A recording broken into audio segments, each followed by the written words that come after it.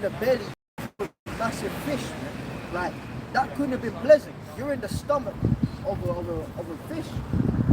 You know, it's slimy, it's dark. You know, you can hear the echo of the waves and the surrounding sea outside of you. It's sloppy, all kind of intestinal things, man. He was in a hellish condition. And you know, all he was thinking was, damn, I should have gone to Nineveh. I should have gone, man. I should have gone. You know, as if the storm on the ship weren't enough. Because you remember they cast lots and said, oh yeah, they threw him over. Who has to go overboard? As if that weren't bad enough. Now you're in some fish, man. There was a story of that where this woman, she was about to go diving. I think it happened this week, earlier in the week. And as she was about to get out of the boat, a shark was there, man. And she jumped in the shark's mouth. No, she quickly retracted. Before she let go to jump into the water, she saw the shark come up, man. Is that on YouTube? Probably, I saw it on social media. Probably. We'll try and find it, put it in the chat. You know? But that's the type of things that happen, man. So Jonah was in a very hellish condition. So that, like you said, that cuts that hell doctrine, man. Oh, burning pitchfork, red dye, you know, pitchfork and Burning for eternity. burning for eternity. What kind of crap is that, man? You know? How could the Lord be merciful if for eternity you're just going to be burning? You're not dying, but you're just feeling the effects of being burnt. Yeah. You know? The Lord ain't going to do that, man. You know? You got, what did I prove? I've done Jonah. I've read it through It's Ezekiel 3. Yeah. Ezekiel 3, and then you get the one where, what was it, how does it go? You talk about, you said something before about let's get scriptures on that, but I forgot what you said. The Lord spoke about Capernaum as hell. Shit. Read this, man. We'll come back. Ezekiel 3 from the top, yeah? Ezekiel 3 from the top. Moreover, he said unto me, Son of man, eat thou that findest, eat this roll, and go speak unto the house of Israel. You're speaking about A spiritual need. yeah, spiritual need, man. You got people that say spiritual need. You know when someone's heart, like, even have the, you know, I'm not taking the mick out of them, by the way. Let me just put that out there. I'm not taking the mick out of homeless people, you know. But you can see that when they're actually hungry and in need, it's evident, man. But forget homeless people for a second. You've got people with jobs, houses, families, cars, and they're spiritually homeless, man. They're in spiritual need. So the Lord was saying to Ezekiel, well, I've got bread for you to eat, man. See, we're not hungry up here, man. See, that woman that came, she was hungry, man. Yep. Now she was proud, so she wanted to make it seem like, oh, I got something to tell you. Guess what? Jesus, he's over there in Bronzefield. But then when we dissected her through the scriptures, you know, go here, go there, right? She got exposed that she was spiritually hungry. That's why I asked her, what do you want? She goes, I want to learn. But why the fuck didn't you say that in the first place then? Maybe we could have spoken, but because you came with that bullshit, now I'm going to send your ass down the street, man. Keep being hungry. Because the scripture says, basically in a nutshell, assess whether the person's worthy or not. Man. Imagine me trying to break the scriptures down to her, but then she came to me with Jesus is over there in Southwest London. Scriptures say you're supposed to not have any. Let me get it rather than try and roughly paraphrase. Once you get that, keep going. Yeah. So Ezekiel 3 and 2 now. So I opened my mouth, and he called me to eat that roll. And he said unto me, Son of man, cause thy belly to eat, and fill thy bowels with this roll. Yeah, so the roll represents the truth. As we said, the Bible is likened unto many things. We got into it earlier. It's likened unto the breath, which is vital. It's likened unto bread. It's likened unto wine. It's likened unto water. It's likened unto milk. It's likened unto female breasts. Okay? It's likened unto a well-set table, dinner table. All these things, these different analogies, but it's all speaking of the one same thing, which is the word of the Lord.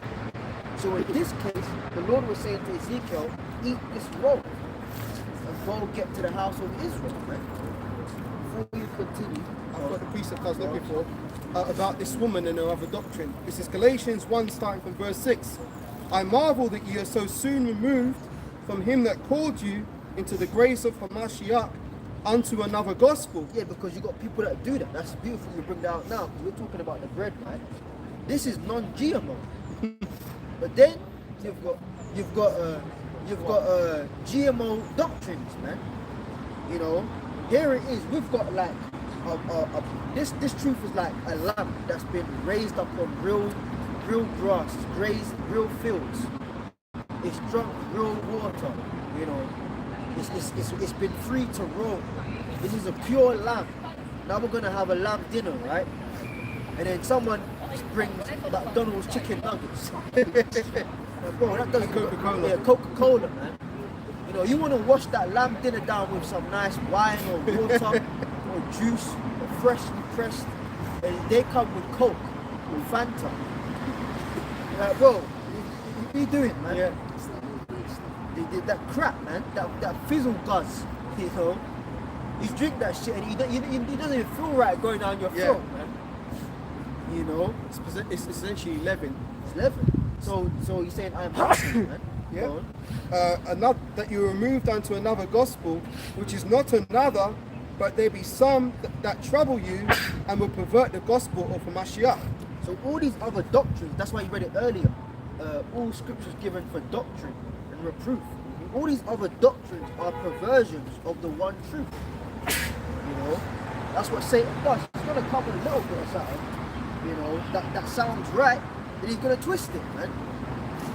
He's gonna twist it. You know, I was speaking to a woman in the week. I know her, she's from up north, Nottingham. She's telling me, oh, when she came down to London, right? Her and her cousin, they like traveling, and she found her ass up in a Masonic Lodge museum. You know, and I was like, oh shit, like, you know, tell me more.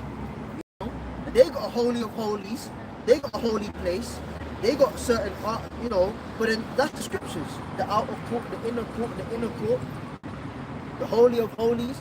They do the same thing, but they pervert it, man. So that's what the devil does. So all these demonic doctrines, even within the truth, it's demonic, man. But you know what because the thing with the Lord, right? The Lord made everything in balance. That's what he did, right? The yin and the yang, like, you know, that's what the Taoists believe in, they believe in that, right? And pretty much, like you said, they're basically set up to, you know, show that, you know, Satan is operating out there, because they're the ones that's controlling everything and everything, right? So everyone's playing their part. Everything and everyone's playing their part in this whole scheme that we call life. So right now, as it stands, Satan is on the throne, all of his minions and everything. That's why they're prospering. This is the wicked are right now prospering, roughly paraphrasing in the scripture. But when it's all said and done, the Lord is going to demonstrate that righteousness rules over all. Okay? That's why we're here. We're here to demonstrate that. Remember that we're a part of the council of the Lord. So the Lord is using now men of lower standard according to this world to show his unjust power against the realms of the devil, the realms of Satan, so to speak, you know? Because everything's parallel. They're working their magic and we're working our magic. But who's going to win at the very end of the day? We're going to win. Why are we going to win? Yeah, so can you read on, bro? Right, this is Sirach 8 and verse 12. Though a sinner do evil 100 times, and his days be prolonged, yet surely I know that it shall be well with them that fear God. Before him, that's the point. Surely it will be well. Remember, doesn't it say in the scripture that we have sure word of prophecy? So it's in the word of prophecy that the righteous are going to overcome the wicked. So as it is written, as well as I'm going to bring about to, you know, the sins that wicked men do, or the Edomites in this case, it seems as though judgment is not proceeding. But the Lord, what the Lord is doing, as we read the Apocrypha, there's a scripture in the Apocrypha where it says that the Lord dealing with these nations is that he reached the height of their sins. So the Lord is just building a case for these people and to fulfill his will on the left-hand side. Once that's all said and done, then the Lord is going to demonstrate judgment on these people.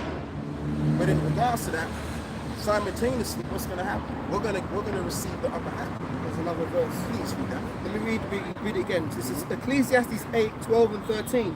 Though a sinner do evil 100 times, and his days be prolonged, And his day be prolonged. Go on. Yet surely I know that it shall be well with them that Right. fear God, Yep. which fear before him, but it shall not be well with the wicked. But it shall not go well with the wicked, because everything is going to be stacked up against them. All of the wrongs that they've done is going to be stacked up against them, and the Lord is going to answer them to exactly the wrongs that they have committed. Now, doesn't it say in the book of Isaiah, right? The book of Isaiah, how does it go? In the book of Isaiah 20, I believe it's 23, where it says, what is it? Their sins are reached unto heaven. Let me find it. And the Lord remembered their sins.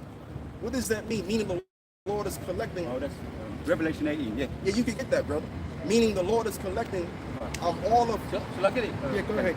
All of the records of the wicked. So he's building a case, just like the police. They build it, the police department, and they build a case on the suspect who they deem as the crime or the criminal in this case, right? So the Lord is doing the same thing. So as it stands right now, the earth as it stands, it's the court, and we are the judges standing here on earth, judging this man, and the angels are taking all the information that he's saying against this man, and everything is being reported. All right. So everything is working in the hands of the Lord's favor. So what the Lord did, the Lord set these devils up to rule, as to fulfill His word, so that they can demonstrate their power, and as well as brought us down to take us from a lower degree, to raise us up again, to demonstrate His power, and His power is going to overcome. It's not. Yep, this is 3 more verses. It says, but it shall not be well with the wicked, neither shall he prolong his days, which are as a shadow, because he feareth not before God. Right, because he feareth not before the Most High. So his days won't be prolonged. So they're trying to come up with all kinds of sources or information to where they can extend their life. They're not going to extend their life because the works that they're doing, it's not of life. Their vibration, it's not of life. So the only thing that they can get in this case is death. We're talking about the sons of perdition. What does the word perdition mean? Destruction. It means destruction. So they're doing the works of destruction, and they're going to get destruction. It's just very simple. Yeah. And they destroy everything they touch. And they destroy everything they touch. So if that's their energy that the Lord put up on them, how in the world can that kind of energy that's within them bring life? Think about that shit, bro. It can't bring life. So no matter what they do, it's going to eventually come to an end, and we're going to get the upper hand. Just like it reads in the book of Genesis 27, right? Where it says that the Edomites have received their blessing, or Esau received the blessing. So with that same blessing, what is he going to do? Because the Lord gave him a spirit to use that blessing. So when he does use that blessing, guess what? That blessing is going to ricochet against him. It tells you that in the book of Psalms again. Where the sword is going to what? Be pointed at him. All right? Go on. Anyway, let me stop talking. Go on. I just got another one because Esau's cursed. This is just Genesis 4:11. And now thou art cursed from the earth, which hath opened her mouth to receive thy brother's blood from thy hand. Right. When thou tillest the ground, it shall not henceforth yield unto thee her strength. A fugitive and a vagabond shall thou be in the earth. Yeah, because he's running away from something, and that something is truth. He's running away from. The truth doesn't work for you, son. Right? And this is why he will get some of our people to sell their soul to do his deeds. Right? Because what he wants to do, he wants to what? Protect himself. Not protect himself, but he wants to fulfill his work more effectively. Because Esau knows that we're the sons of God. So if we can get the sons of God to do the works of the wicked, as well as what we want them to do, then our job will work more effectively. But even they themselves, they're going to be destroyed. These wicked ass Negroes that sold their soul to the devil, those that may be in the rooms of Israel, or those that may be in the rooms of the music industry, the Lord is going to get them. The Lord is going to destroy them. All right? And as well as what you have, like the Apostle always talks about from time to time. You got these spies all around here, thinking that they're going to find a thing or two on the righteous. And guess what? The righteous are going to overcome, and you wicked individuals, when the judgment comes, what are you going to do about it? Y'all are afraid of Esau, but guess what, man? The scripture says, fear not what man can do, but fear what the Lord can do. Right. Yeah? The Most High can do all kind of craziness to you. Destroy you and get you in the worst way, in the way that it hurts. Go on. Proverbs 11 and verse 4. Riches profit not in the day of wrath, but righteousness delivereth from Yeah, death. and that's just the thing. A lot of these guys are into money. They're willing to do deeds of the devil for the sake of money. It says that the love of money is the root of all evil. So if you're following the money, you're leading yourself onto the path of death. Look what happened to Judas. Look what happened to Judas Iscariot. Same thing, because he was about the money. And that's what this world pushes. This world pushes this notion, oh, I gotta get money. I got to get paid. I gotta get paid. And the reason why you want to get paid, because you want to please your love. You want to please your flesh. Yeah. Like it says in the book of Galatians, 6, right? It says, if you reap in the spirit, you get life. If you reap the flesh, you reap corruption. So they're gonna get what they deserve. Because this world is about corruption. This world is about leading you astray to destroy your freaking sons. He said, The world to come that we have set up is about what? Discipline and righteous order. And that's what we're rehearsing right now. Go on. 2 verses. Galatians 6, you called it. Galatians 6, 7 and 8. But be not deceived, God is not mocked. Right. For whatsoever a man soweth, that shall he also reap. Right. For he that soweth to his flesh shall of the flesh reap corruption. Of the flesh, reap corruption. So the Lord is going to show that at the very end of the deal. So right now, as it stands, it seems like the wicked are overcoming and winning. That can include our people. That can include the wicked. Yeah? But eventually, the time is going to come where the Lord is going to demonstrate his power and his judgment against those that are unrighteous. And the eyes of the righteous will see it. Go on, One more verse, couple to show. Go on, huh? Right, so it says, he that soweth to his flesh shall of the flesh reap corruption. Right. But he that soweth to the spirit shall of the spirit reap life everlasting. Right, shall the spirit reap life everlasting. So when we do the work and we pray unto the Lord to the best of our ability, right, and we walk in the newness of life, and we believe and we have hope under this great spirit that we're under, and we stay within the confines of that, guess what? We're going to lead onto life. We're going to what? Progress. All right, that's basically what we're supposed to be doing in this particular point in time, the Israelite man. We're not put here to go around and about and to express our lust in this world. Go on, bro. I'll tell you what, bro. Give me Revelation 18. Yeah, I'm there. I'll tell you what, read that. Are you already there? Yeah, I'll go that one. All right, go on. I'll read this one. You called for this one earlier. All right. Revelation 18 and 5, straight to the point. It says, for her sins have reached unto heaven, and God hath remembered her iniquities. Yeah. So going back to the point, the Lord is building the case on this man. So he's collecting all of this data of the wrongs that he's done, and eventually it's going to be paid. It's going to be paid. There's no ifs or buts about it. The righteousness that we do is going to be paid for. The wickedness that they do is going to be paid for. Yeah, because they think that they can escape the laws and physics of nature. They're going to find out that they can't. All right? Scripture says that all of the judgments of the Lord are written here on the earth. Let me say that again. The judgments of the Lord are written all over the earth. That's in the Apocrypha. Let me see if I can pull that up too. But yeah, continue on with that, brother. So this is in, you mentioned all the prophets of Bel. 1 Kings 18, and this the whole of it is called the whole of the chapter. It's one of my favorite stories, but I hit 40 to sum it all up. 1 Kings 18 and 40 says, and Elijah said unto them, take the prophets of Bel, let not one of them escape. And they took them, and Elijah brought them down to the brook Kishon and slew them there. Yeah, go on. Break it down. So, you know, Elijah was just a prophet, but he was also a man of the sword too. Because he ended up, the story is beautiful when he was able to cause fire to come down out of heaven and burn up all their prophets, and his and the trenches wasn't touched. He drenched the trenches and it wasn't even touched. So he was showing them that whose God was alive and kicking, right, the real God.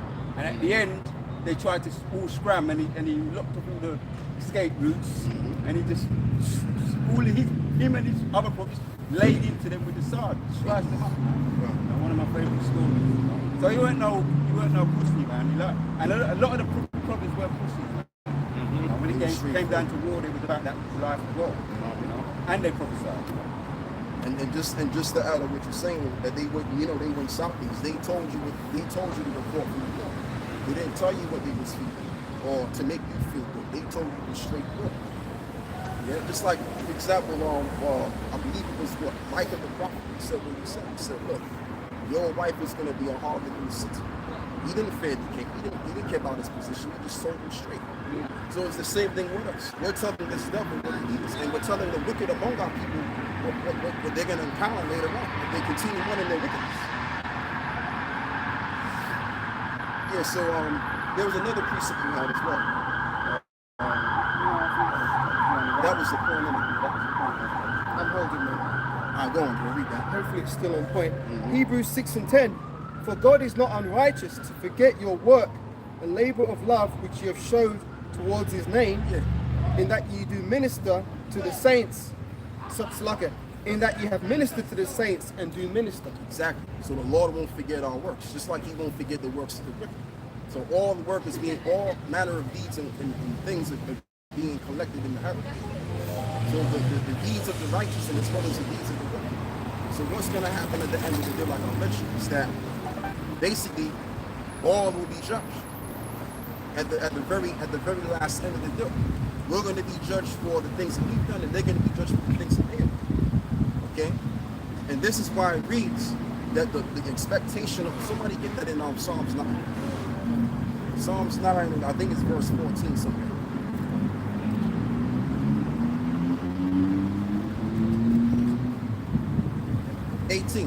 Psalms 9 and 18. Right, Psalms 9 verse 18 says, for the needy shall not always be forgotten. The expectation of the poor shall not perish forever. Right. Read it again. Psalms 9 and 18 again. For the needy shall not always be forgotten. The expectation of the poor shall not perish forever. Right, and what does it mean to expect? Meaning to look out.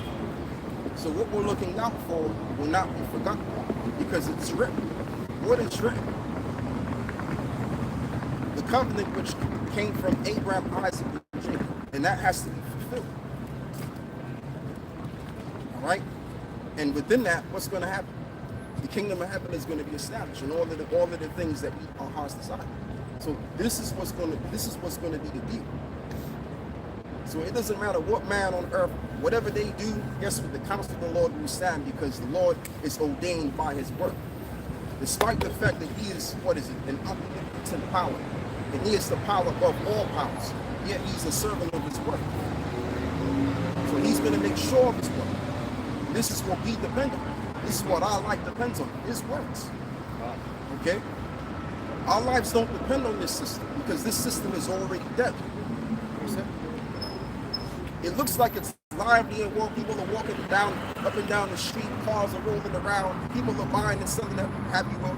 It looks lively, but it's actually dead. That's right. It doesn't exist. What did Paul say? Read that, brother. This is the book of Isaiah 45 verse 23. That's all right. It came up in the New King James. It says, I have sworn by myself, the word has gone out of my mouth in righteousness. Right.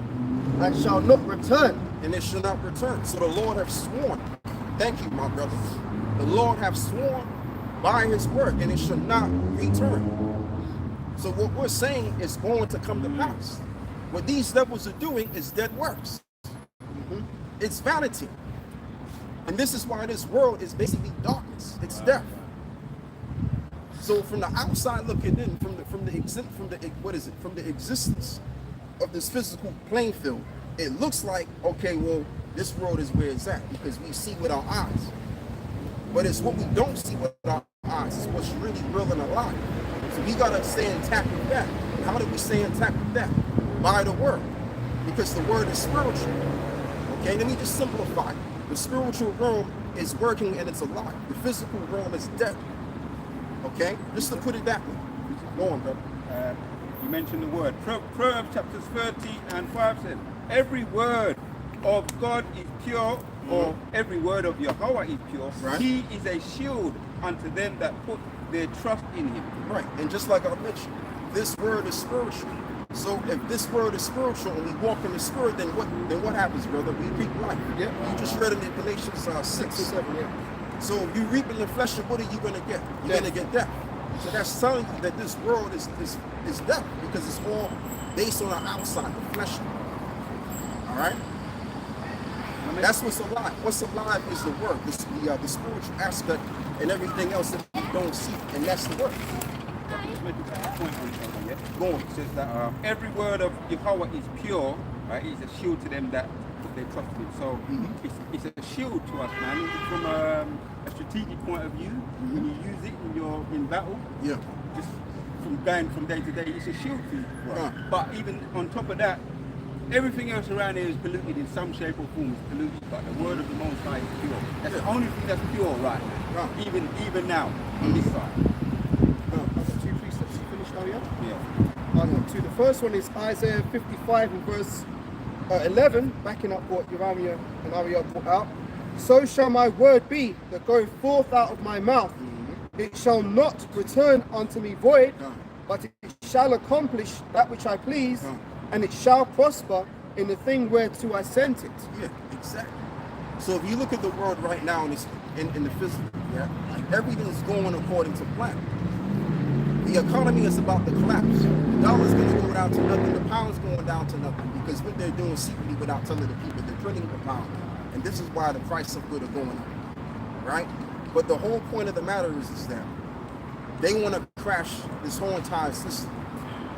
But is it really they that's doing it? No, it's the law that's making them do it. That's implanting them this idea that they're going to supersede with their plans and their agendas. When in fact, they're only fulfilling the counsel, the purposes of the law, which is to bring the system to nothing, to establish the kingdom. So just like I mentioned, this society was already destroyed and done with when it got started, when they put us in slavery. It was already done from that point. It's all preordained. That's the higher level. All right, there's no such thing as free will. We make this decision and we can better things, or it's about the choice of man. No, it's not about the choice of mankind. What's happening right now is already preordained to happen anyway. It was pretty much bound to fail. This system was already bound to fucking fail. We was bound to win. That's it. So it's looking like right now, if you look at, I'm going crazy right now. It's all right, man. It's so good. If you look at this right now, all in the projects, we're considered black, which the term black means you're nothing. If you look at the color percentage in terms of black, it means 0%. So society, or the powers that be, have considered us black, nothing. But guess what? The people that declare us nothing are going to become more than some. That's right. Because that's strict. Read that. Get me on, 1 Corinthians 2 Corinthians 4 verse 12. Right, a few verses because we're talking about the difference between spirituality and carnality, right? This is Romans 8, starting from verse 5. For they that are after the flesh do mind the things of the flesh, right? But they that are after the spirit, the things of the spirit, right? For to be carnally minded is death, right? Which is what this world is. But to be spiritually minded is life and peace, because the carnal mind is enmity against God. And that's better than put it, because I think I complicated things a little bit, but this is better than put it. Paul said to be carnally minded is death. Because what does it mean to be carnal minded? Meaning you're basically you're pretty much judging things from the outside form. You know what I'm saying? Like you're trusting in what's going on in the outside rather than trusting in the spiritual side of things. That's what it means to be carnal. And this will persuade your mind to do that. Right? It persuades you to be, oh yeah, look at this, look at that. Oh, let me base my life on things. The more I can get, the more satisfied I can feel at the very end. Like people say, yeah, if I make money, then that's gonna make me happy. No. Well, to be happy is a vibration. Money doesn't make people happy. Things don't make people feel happy. All right? There's certain things you gotta do. Like you gotta eat the right kind of food. So I'm just, I'm just expounding. There's certain things. If you wanna be at a particular level of mind frame, you gotta do those things. You have to have those thoughts. It's not about things. That's gonna make you who you are. Things don't. That's the point. Things don't make you who you are. right? It's the spirit that makes you born, bro. I'm going to finish on this, but just to add to your point, that's why the white man's never satisfied. That's why they say he is this deaf and can never be satisfied, because he's always looking on the outward. If he's got 100 and you've got one, he's like, shit, that nigga's got one, I want it. Right. So he always wants it, he can never be satisfied. Beautiful. And that never brings you peace. Right. You know, you can never have peace when you're in that mindset. So the earth is out of order because the person with that mentality is projecting his way onto all the nations, so they're all following after that mindset. Yeah. That's why the world is all upside down. Yeah. If I get this car, then I'm gonna feel superior. Yeah. It's just the car. It's just made out of elements and resources. It's a dead thing. It's equivalent to worshiping, a statue that doesn't even move. It's dead. So you're gonna determine your life. You're gonna determine your life and your feeling based on something that's dead. So that's gonna make you dead. Go on, brother. You see the scriptures is what? Spiritual, and it's alive and well. So we connect to this, then we're gonna be lively. Now Paul said we have what? A lively hope. Go on. Yeah, just two more. Because the carnal mind is enmity against God, for it is not subject to the law of God, neither indeed can be. Right. So then they that are in the flesh cannot please God. And I'll tell you what you do. Hold on to that. Yep. Get me the book of John. I believe it's John chapter 2 where it reads the love of the world. If you can find that for me.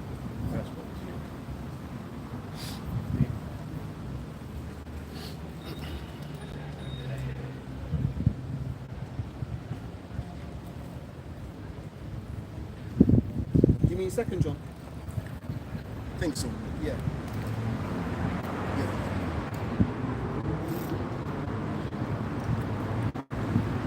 For the love of the world. Yeah. Of the world, yeah.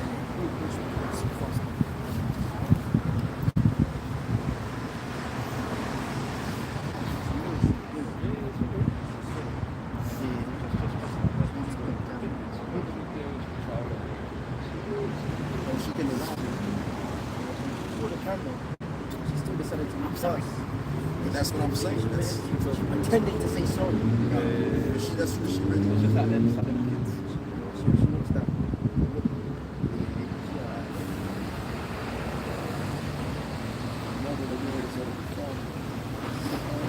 James is James chapter 2. Of the word. Oh, yeah. No, you're right. No, you start. It's 1 John. Oh, 1 John, love not the 2 world. and 15. Gotcha. 1 John 2 and 15. Love not the world, neither the things that are in the world. If any man love the world, the love of the Father is not in him. Right. The love of the Father is not in you. Go on. Why is this? For all that is in the world, the lusts of the flesh, and the lusts of the eyes, and the pride of life, is not of the Father, but is of the world. Yeah, because the lust of the eyes is what? Fleshly. That's the fleshly way of thinking. So the Lord ain't into that. Most High's into men that think he speaks spiritual. Okay? These are the kind of spirits of the Lord is dealing with. He's not dealing with the spirits of those that look outward. Alright? And that's what this world is. It's about outward stimulation. Okay? That's what it's about. The Lord ain't letting them down. And just like I mentioned, this world is already, it's finished. If you watch the film Matrix, right? There's a scene in the film, I'm talking about the first one, because the first one trumps all the that came out afterwards, right? If you watch the first one, Neo comes into this room, right? There's some guy's named Morpheus. Yep. Morpheus is like his director. So he's showing them, what America looks like, really. Oh, the desert of the real. It's the desert, exactly. So you heritage got all of these people walking around in New York City, right? Alive and well.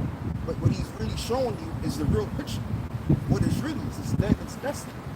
So that's this world. In the spirit, what it really looks like. Yeah. In the spiritual realm. So in the spiritual sense, this world is already finished.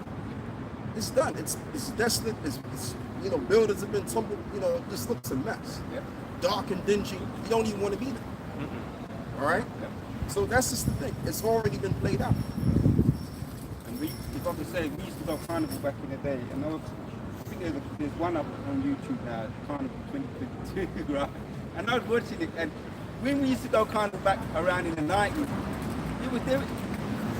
it weren't as mad, it was crazy, but it was a feeling of like something was there, like it was there was a soul there. Mm-hmm. Now I'm just watching it, I wouldn't go now.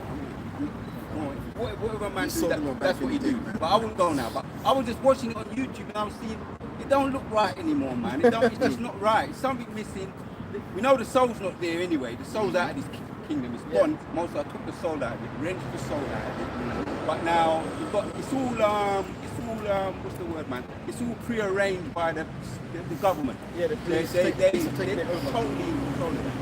Every what road you go down, everything's documented, written down. If you used to do something, you couldn't escape in it. You know, back in the day, man. But everything you get dragged up for something, man. And even if you ain't done nothing, you get dragged up for something. They call it cattling, right? They would put a whole group to go in a certain area and they would cram in on them. So when someone gets frustrated, they can say, right, we can arrest them now. Cattling, they call it. Okay. And they cause it in the first place. I've got one more verse on this one for me. 1 John 2:17. And the world passeth away, and the lust thereof, but he that doeth the will of God abideth forever. He that doeth the will of the Most High abideth forever, because his words, look, didn't Yahweh also say, he said that heavens and what is it? Heavens on earth shall pass away, but our word shall speak. Because this is life. Life cannot be wasted. Life cannot be diminished. Life is what is it? A vibrational energy which will always be in effect. So if we hearken onto this, we're always going to be alive. If we hearken onto this, then we're dead. We're already dead. Just like the society that's roaming around and you can see physically in the eyes. Go on, brother. You talked for this earlier on as well. This is 2 Corinthians 4 and 12. So then death worketh in us, but life in you. Right, but life in you. What is the life that's in us? Doesn't it also say that the kingdom of heaven cometh not with observation, but it's within you? That's what this is. Go on, brother. Yeah. Carry on. Yeah. In 13 it says, we having the same spirit of faith, according as it is written, I believe and therefore I have spoken. Right, and therefore I have spoken. And that's what Paul was saying, right? Yeah, cool. Exactly. So this is the thing. So when the kingdom of heaven is set up, as I mentioned that we have the word of the kingdom within us, life is going to be fully demonstrated in the kingdom. The whole earth is going to experience life.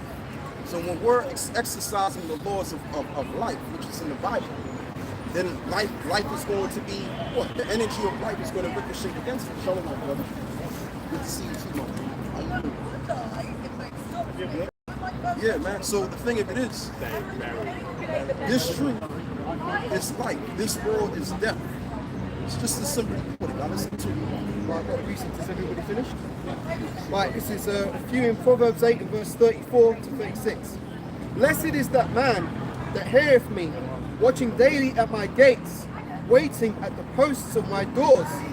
For whoso findeth me, findeth life. What did Yahweh say in John 14? Somebody put out. John 14. And then we'll continue.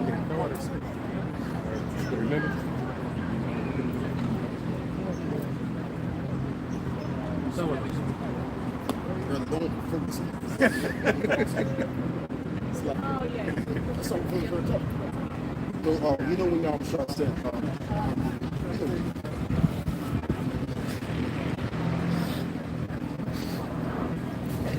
I mean, one man, we're going to focus on something. But, you know, but there's nothing wrong with it. There's nothing wrong with it. I'm just saying, all of this stuff right here, this is Where did you say? That's what we're already talking about. So death is surrounded by it. Look at John chapter 14 and 6. How shall I say unto him, I am the way, the truth, and the life. No man cometh unto the Father but by me. You read it again with power, brother. John 14 and 6. How shall I say unto him, I am the way, the truth, and the life. No man cometh unto the Father but by me. Now you gotta read it with power, brother. I've got the hate people, man. Overcome the hate. Fuck the hate, bro. Speak to them, man. I feel you, bro, but you gotta overcome that shit, bro. Fuck that hate people shit. I can read it. I can read it out, man. John 14. John 14 from the We're still in the season. 14 and what? 6. Right, come on. John 14 verse 6. Yahushua saith unto him. No, that's all right. That's all right, brother. That's all right. Right, Yahushua saith unto him, I am the way and the truth and the life. No man cometh to the Father but by me. Right. No man cometh to the Father but by him. See? That's just the thing. So the Father has to choose you. And man, we didn't choose the Lord. The Lord chose us to be in connection with a man which is going to what? Put life upon us. So he's the one and only and true way. The things that we want, we have to wait upon him. That's why it reads, seek ye first the kingdom of heaven, and all of those things will be added unto you. Because whatever you're trying to get here, there's some death connected to it. That's right. Yeah. There's some strings attached to it. Yeah. So So fuck everything that's out here. Like I said, keep in your mind that everything is already, this physical, the world that we see, this world in general, is done. It's already destroyed. That's why people are living like the, I was watching, the elder, Required Comes Live. I didn't watch all of it, but I watched, a little bit of it, right?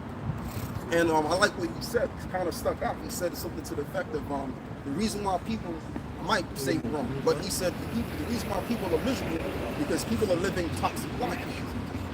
You know what I'm saying? And that's just the whole thing. This world is toxic. It's a toxic world. It's a world of death. That's why people are under the influence of death. That's the reason why. Because this shit is nothing, man. This ain't got nothing to do with life anyone going on. Right. I'll read it again. Proverbs 8 from verse 34 to 36. Blessed is the man that heareth me, watching daily at my gates, or waiting at the posts of my doors. For whoso findeth me findeth life, Right? and shall obtain favor from Yahweh. Right? But he that sinneth against me wrongeth his own soul. Right. Wrongeth his own soul. He that sinneth against me wrongeth against his own soul. Because he is the life thereof. So if you're going contrary to him, you already dead. You're already finished, man. You're dead. Go on, brother. There's no, what is it? I'm going to do it my way. Nah, that don't exist. It's either the Lord's way or the way of death. Point blank in the soul. Let's continue. And all they that hate me love death. Right. All they that hate me love death.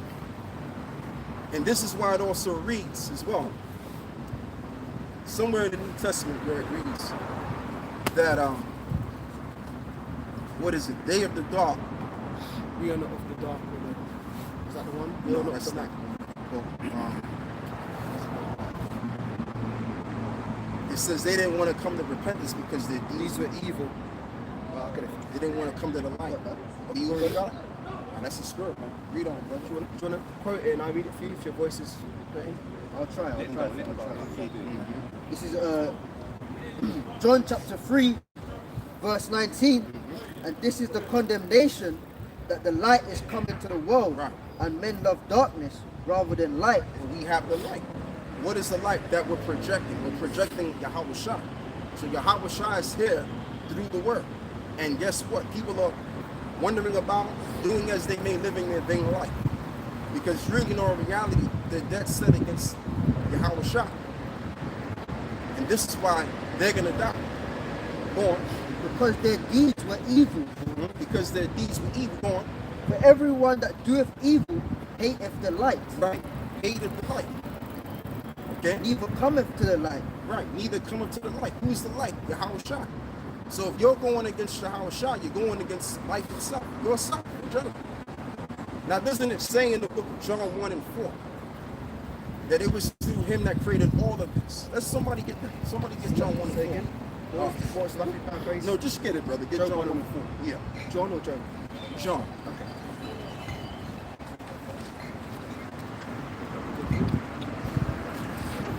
So going back to what I was saying before, how the young brother was going into how you have the evil counsels that's perverting the righteousness that we're displaying, right? The Most High got that going on. All of these two parties are showing what they got to the table here on this earth. But eventually, what we're telling you is going to overcome what they're doing. All right, we're going to overcome, and what is it? As it is written, that we're going to tread over the dragon. That's in the book of Psalms 91. We're going to get into that. We're going back. This is John chapter 1 verse 4. In him was life, and the life was the light of men. Right, and the light was the light of men. Go on. And the light shineth in the darkness, and the darkness comprehended it not. And the darkness comprehended it not. So the darkness is talking about all of Israel. Metaphorically, the 2/3 of our people represent the darkness. And we represent the light. Not being braggadocious, but we're breaking the scripture down. So the darkness comprehended it not. Why? Because their deeds were evil, and they didn't want to be reproved and correct themselves. Okay, so if they don't want to come correct, then they're already dead while they live. That's why the scripture says that she that liveth in pleasure is dead while she liveth. And that goes for all, that goes for even the men. That goes for everybody. So if you're not doing what we're doing here, you're already dead. You don't exist. All right? It's all spiritual, man. It's all spiritual. Now, most people may say, well, who are these guys to make that statement? We can make that statement because we're reading the Bible, which is the book of life. And we're walking that walk. That's what I'm talking about. I'm not saying that to throw shit at anybody. I'm saying that because at the end of the day, there's 2 ways you can walk. All right, you got the, please get me that Matthew 7. You got the broad gate, which leadeth unto destruction. You have the narrow gate, which you then that walk therein and find it will lead to life. So it's true what I'm saying. If you're not doing what we're doing, you're dead. While you're alive physically, but you're dead spiritually. And those that fell out the truth, they're already done. They're finished. They're set and preserved. If they're still alive, they're going to be destroyed. Go on, brother. Go on from here. This is Isaiah 54:3 says, "For I will pour water upon him that is thirsty, and floods upon the dry ground." Right? The tree represents the dry ground. Go on.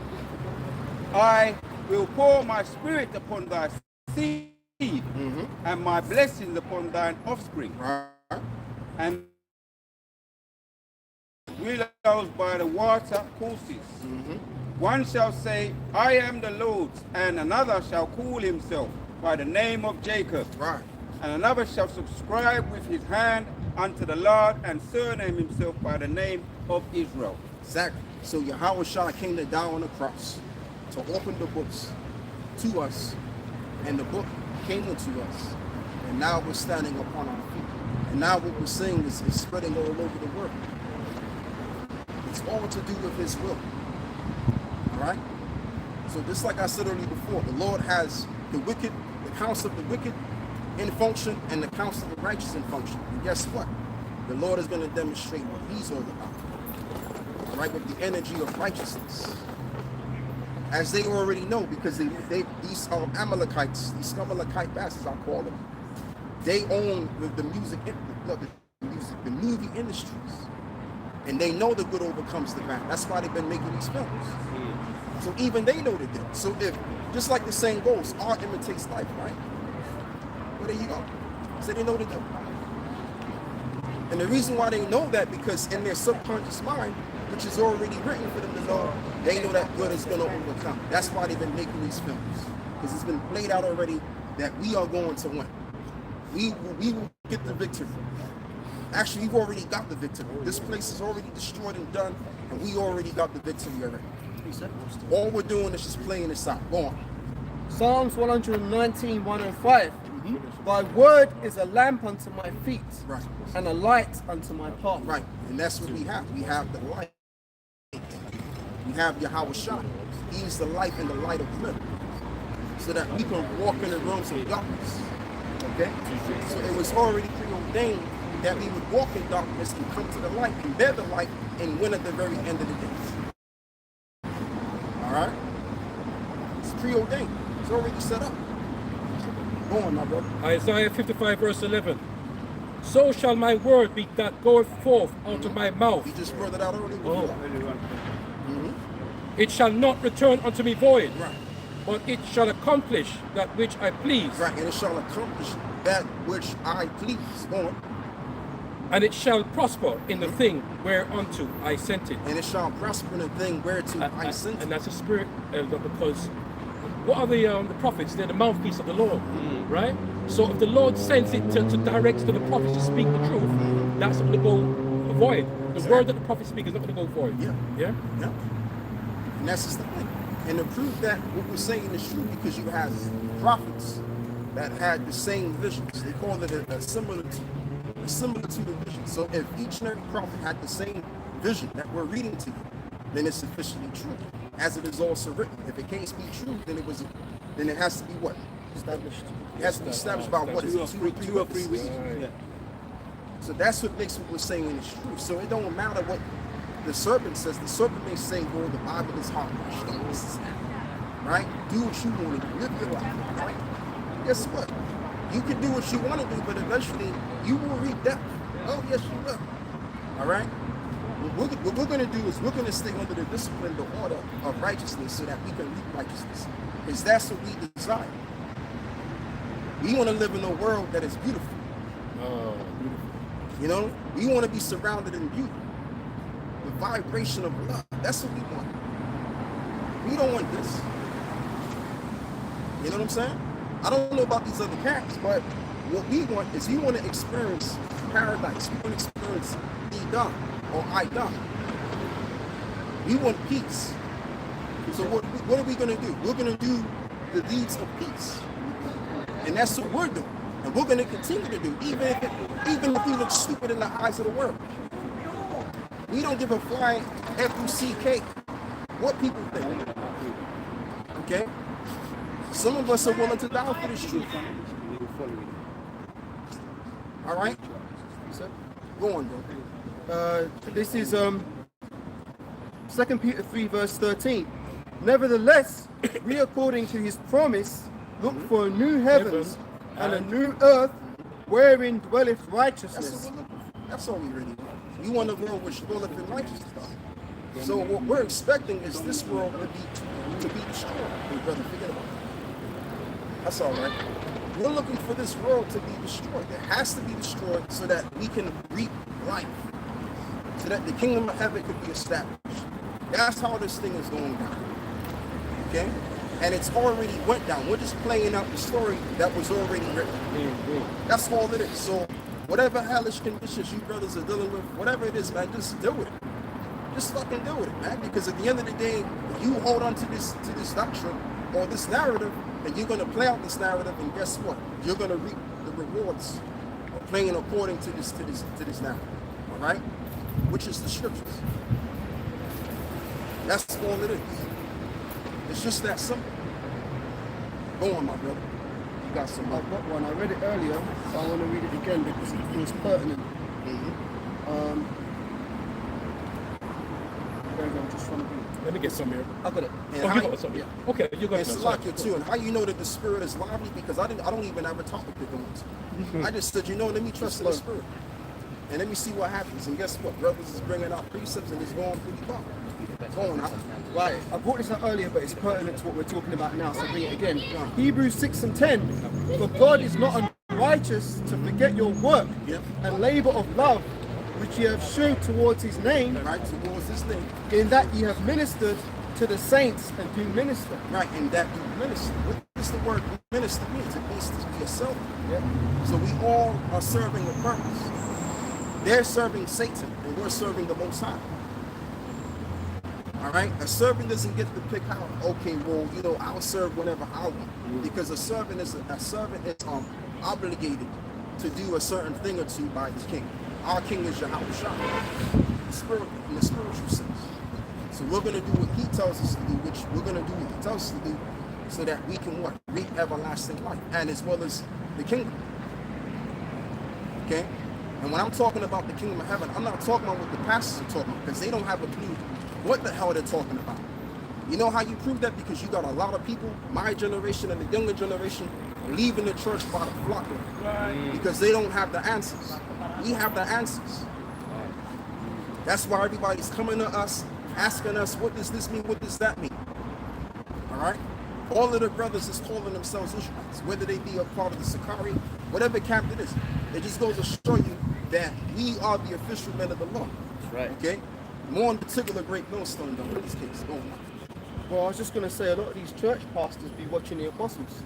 Apostle Tahar is always saying it's like now they're starting to go into precepts that they weren't even touching before, because now their congregation will be listening to obviously the apostles, and they're like, well, what does this mean? So now these pastors are having to sort of dig a bit deeper into the scriptures, but they still ain't got the truth. Yeah. But in order for them to try and hold on to their congregation, they're having to work a little bit harder.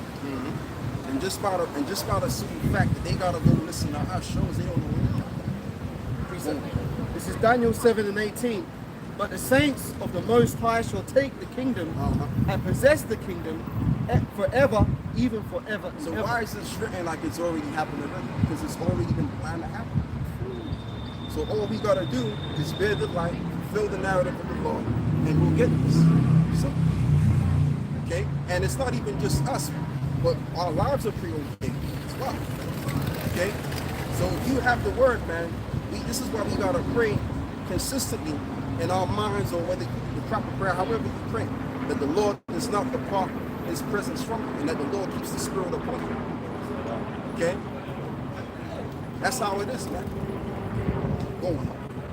That's all I had on that one. Got one. Yeah, Go on. back you up. Deuteronomy 32 and 2. My doctrine shall drop as the rain. My speech shall distill as the dew, as the small rain upon the tender herb, as the showers upon the grass. Because I have published the name of the Lord, ascribe ye greatness unto our God. And that's what we're doing. We're bringing out the word in the way that it's being brought out, because it's time for the word to be brought out. Because the Lord is going to make his second return. So we're heralding his coming. Why are we heralding his coming? Because this is the time, sooner or later, in due time, which is soon to come, will be the case. There's going to be a changing of worlds. So I want you to read that again, brother, because I want to recap my train of thought. Right. Once again, this is Daniel 7:18.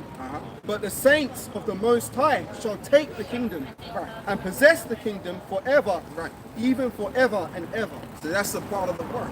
Is that what? We're going to possess the kingdom forever and ever. We are the Israelites. First take it. It says take it, then possess it. Yeah. So we're not going to go begging and crouching down to the enemy. Oh, could you please give us reparations and give us loans and do this? We ain't doing that crap. Twist. Please, sir, can I have some more? Yeah, like Jake been doing it ever since forever. And where has that got Jake? Nowhere. All right? So that's a part of the word. So that's being published. What we just read there is being published. This is what known as the gospel of the kingdom. Who is the kingdom for? The Israelites, which is what we are by nationality, by the Spirit. Go on. If I could just say, I read it, my doctrine, Deuteronomy 32 and 2 says, my doctrine shall drop as the rain, my speech shall distill as the dew. So when the dew in the morning, nothing gets left, everything gets covered. Right.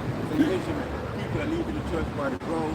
Right. You've got examples of that, some in GMS, worldwide. So this, because of the world that's gone out, nothing's been uncovered, every stone's been unturned. That's why we got scoffers, the infamous scoffer like Volcan Malone, because this word has got everywhere now. Exactly. And it's hurting their pockets. And this is the truth. Yeah. So when the truth is spread all around the world, guess what? The deeds of the wicked also gets revealed. It's just like that. Back in the ancient world, we knew who the wicked was. We knew what it was all about. Now we're coming back to knowing all of this old information about who the wicked is. So now they can't hide and seek it. They can't go behind the groves and the trees to do their rituals. And even if they do, we know that that's what they do anyway. Okay? Because everything that is within, everything that's in the scriptures, which is the book of truth, is going to what? It's going to be what? Dispel. It's going to be what? There's another word. It's going to be proliferated all around the world. Okay? If you can, brother, read that one more time.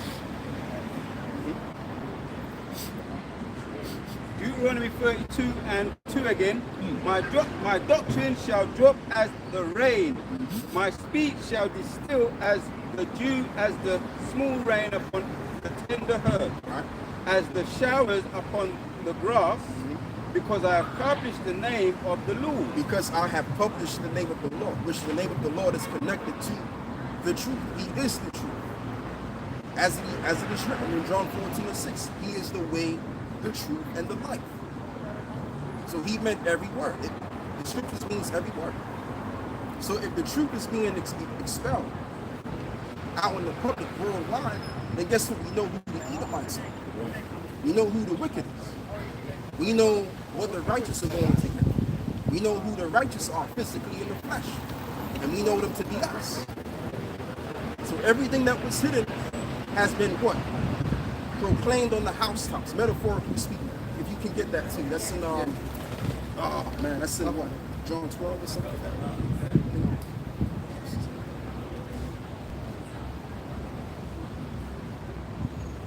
Yeah, that which is done in darkness. Luke 12 and 3. Oh, it's Luke 12. Okay. Shall I bring it out? I keep always referring to reading. Right, so this is Luke 12. I'll start verse 2. For there is nothing covered that shall not be revealed.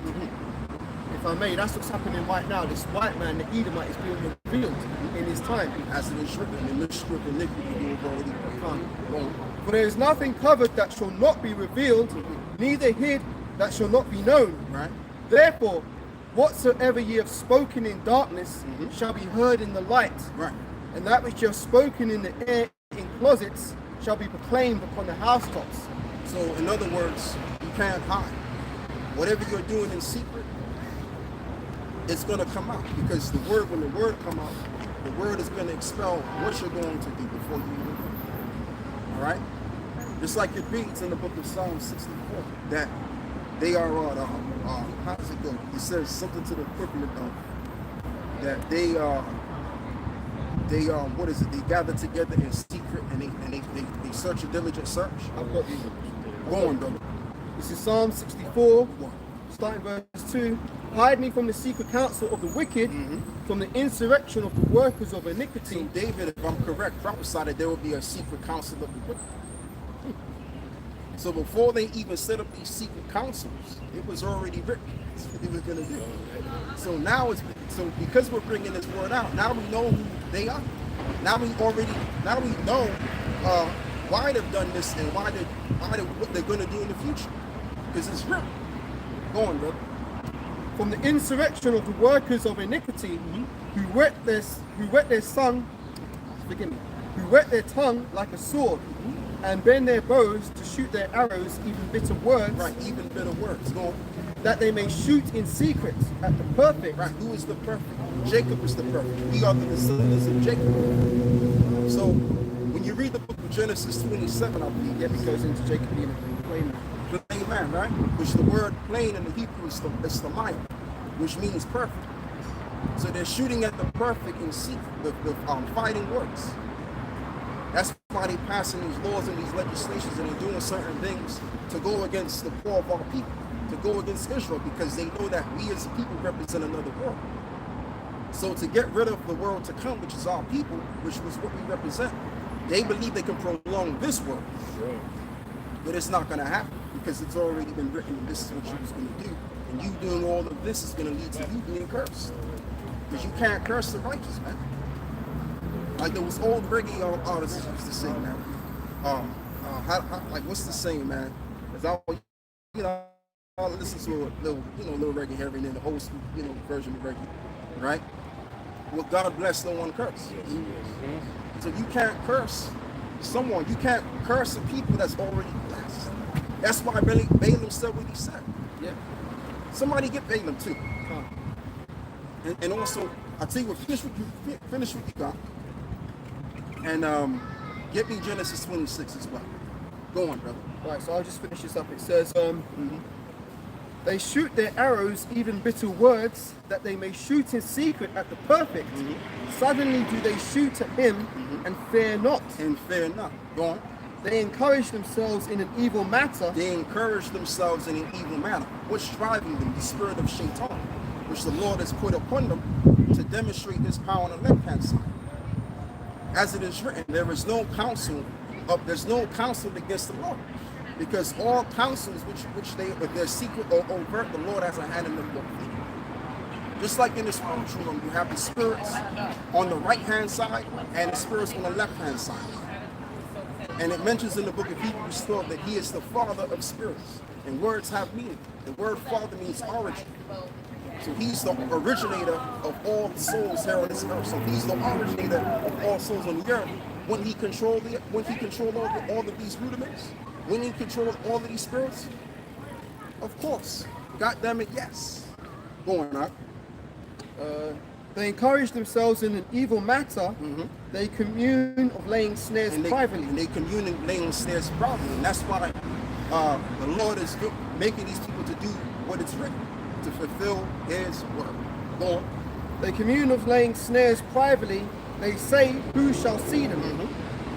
They search out iniquities. They accomplish a diligent search. Right. Both the inward thought of every one of them and the heart is deep. And the heart is deep. And we already know that these people, they get in these different areas, these secret places, and they perform these rituals. And when they perform these rituals, they believe, okay, the demons are going to what? Come up and show them something, and this is what they go by. All right?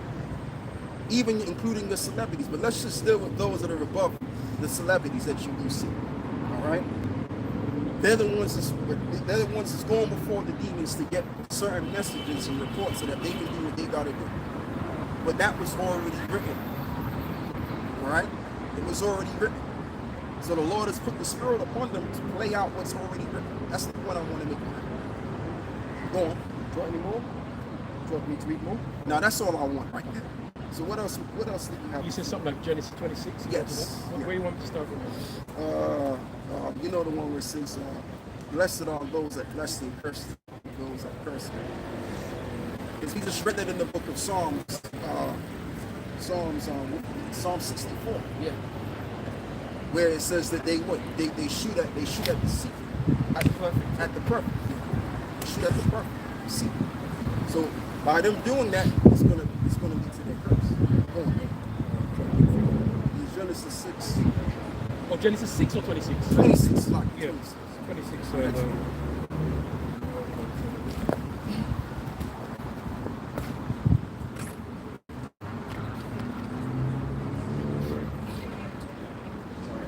It's actually Genesis 27. It says, it's about 29, 27, 29. 29. Don't worry, brother. This is Genesis 27, verse 29. Let people serve thee, and nations bow down to thee. Be Lord over thy brethren, and let thy mother's son bow down to thee. Cursed be everyone that cursed thee, and blessed be he that blesseth thee. Right. Blessed he that blesseth thee. Okay? So, whatever energy that you're throwing out there among these other nations, right, I'm talking to you, you're going to get that curse back in return. As it is written, there is no enchantment against Israel, especially the Israelites of God, which is what we become. Okay? As we've taken on what? The whole armor of the Most High. And all of those darts that's going out there is ricocheting against them. Or if not, it will eventually. Okay? That's why this is not really, that's why the evil deeds that they do, the wickedness that be happening in high places, all right, the spiritual darts that they throw at us, it's having an effect to a degree, but not all the way as they would like it. Because the Lord have already programmed this existence to, or should I use the term, the algorithm to do what it's doing to serve his faith. Okay? So when they going to work? It's not going to work. Called for the scriptures about Balaam trying to curse us. Yes. Do you have that, Ariel? Do you have something else? You bring it out. If you Right. find it. Key point. Right, so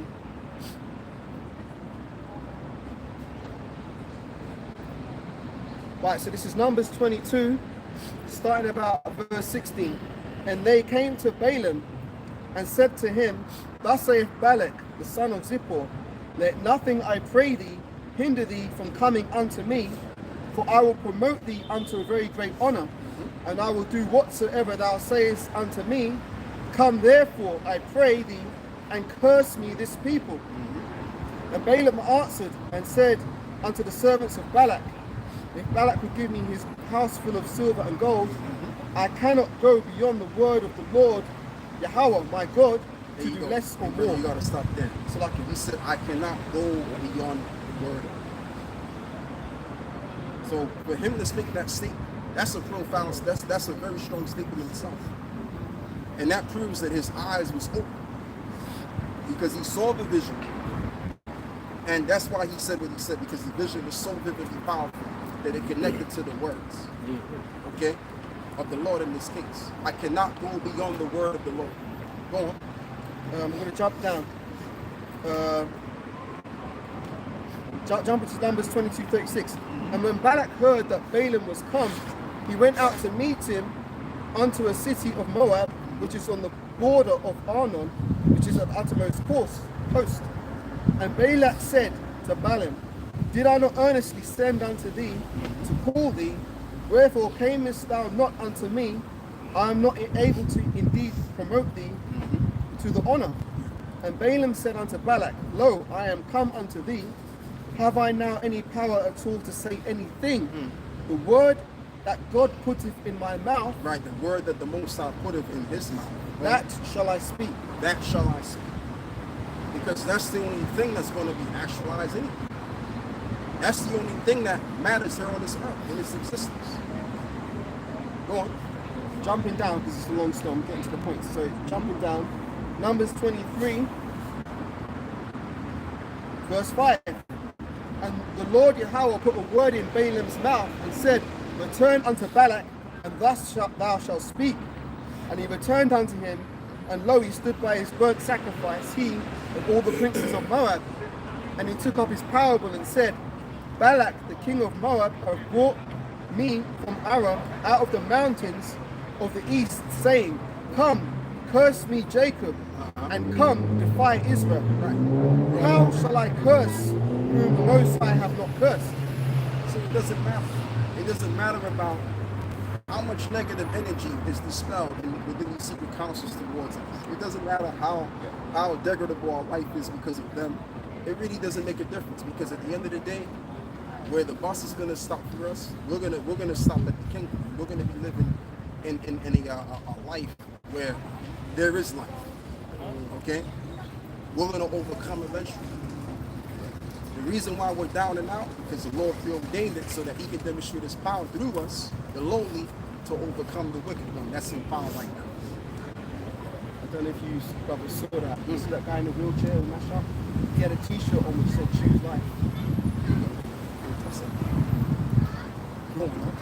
Right, verse 8, Numbers 23 and 8. How shall I curse whom the Most High God hath not cursed? Or how shall I defy whom Yahweh hath not defied? Exactly. How should I curse whom the Lord who should I curse whom the Lord hath not cursed in the flesh? Go on. For from the top of the rocks I see him, and from the hills I behold him. Lo, the people shall dwell alone, and shall not be reckoned among the nations. Right, so he saw that the nations wouldn't even recognize us. What does this mean? Meaning we wouldn't be recognized as the Israelites. So he's referring to these times right now, because all of the previous times, the ancient world, right, whether we was under the Babylonian system, whether we was under the Medo-Persians, whether we was under the Egyptians, we knew who we were, and they knew who we were, the other nations. So he's prophesying about a time that will come in this society that day would not be recognized among our people, but rather the enemies of our people would take on that identity, okay? And the nations would look to them as the people of God, when in fact they're liars. That's happening right now. That's what we saw. But he also saw something else. Let's read on. Numbers 23 verse 10. Who can count the dust of Jacob, and the fourth part of Israel? Let me die the death of the righteous. Even when it's far as to say, let me die the death of the righteous. Go on. And let my last end be like his. And let my last end be like his, because he saw the last times we were in a degradable state. We were scattered the borders of people. We were divided as a people. All right? Caught up and swallowed in the projects. considered less than and the inconsiderate ones. All right, like the brothers back in the day used to say, the first five, the last high, first five. Right? He saw all of this play out, but he said, I want my end to be like his. I wish I can die the death of the Israelites. So again, that's a heavy statement to come out of man's mouth, because he saw it. So if he saw the vision that the Most High put in his mind, then that means that the vision is real. And this is a vision that we don't see. What did Paul say? The things that you do see are temporal, but for the things that you don't see are eternal. So our kingdom is going to be an everlasting kingdom. That's why it reads in Daniel 7. So when you connect the Bible, the precepts, as it is written, precept upon precept, line upon line, here a little and there a little, then you get your answers. As also David said, I gained thy understanding through thy precepts. So roughly power is in scripture. Are you finished? Yeah, that's about the point. Yeah, I want to back up. This is in Daniel chapter 9 and 12. It says, and he hath confirmed his words which he hath spoken against us and against our judges that judge us by bringing upon us a great evil. For under the whole heaven hath not been done as hath been done upon Jerusalem. Right, so he hath confirmed his word that he will bring forth evil. Am I correct? Yeah. Yeah, he hath confirmed his word which he hath spoken against us and against our judges that judgeth us by bringing upon us a great evil. For under the whole heaven and hath not been the whole heaven hath not been done as hath been done upon Jerusalem. Right, upon Jerusalem. Talk about the point. Let's go into he just read there, because the enchantments, they've been putting out those enchantments, not that they have been doing it, but there is no enchantment against the elect, but the enchantments have been going out collectively. Jerusalem, Israel is destroyed, is down, but there is no enchantment against the elect. So it's just like Preacher Buster Douglas had a song called you pick him up, you lick him down, he bonks right back. So that reminds me of the righteous fall 7 times, but he get back up again.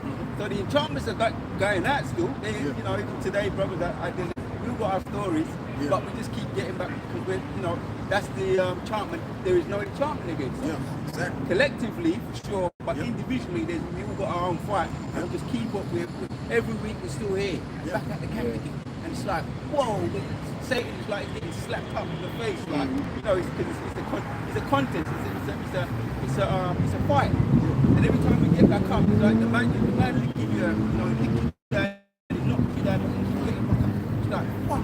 Hell, man, that these fuckers give up. Yeah, exactly. And the fact that we get up, it's like a sore, it's So displeasure. yeah, it's what's the word, man? It's very discouraging for ease and the ultimate demons and the devil to keep fighting, because there is no enchantment against Yahshua Allah, man. No.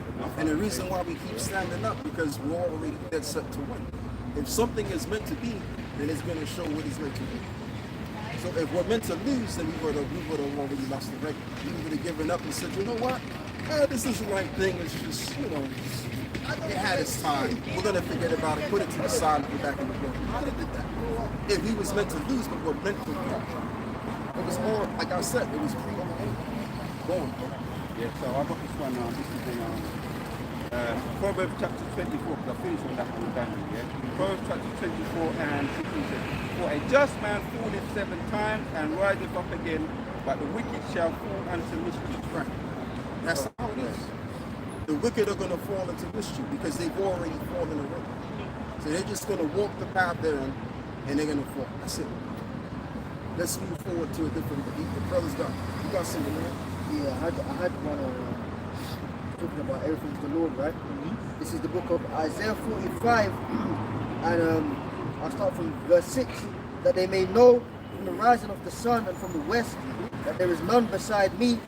I am the Lord Jehovah, and there is none else. There's no other power. I form the light and create darkness. I make peace and create evil.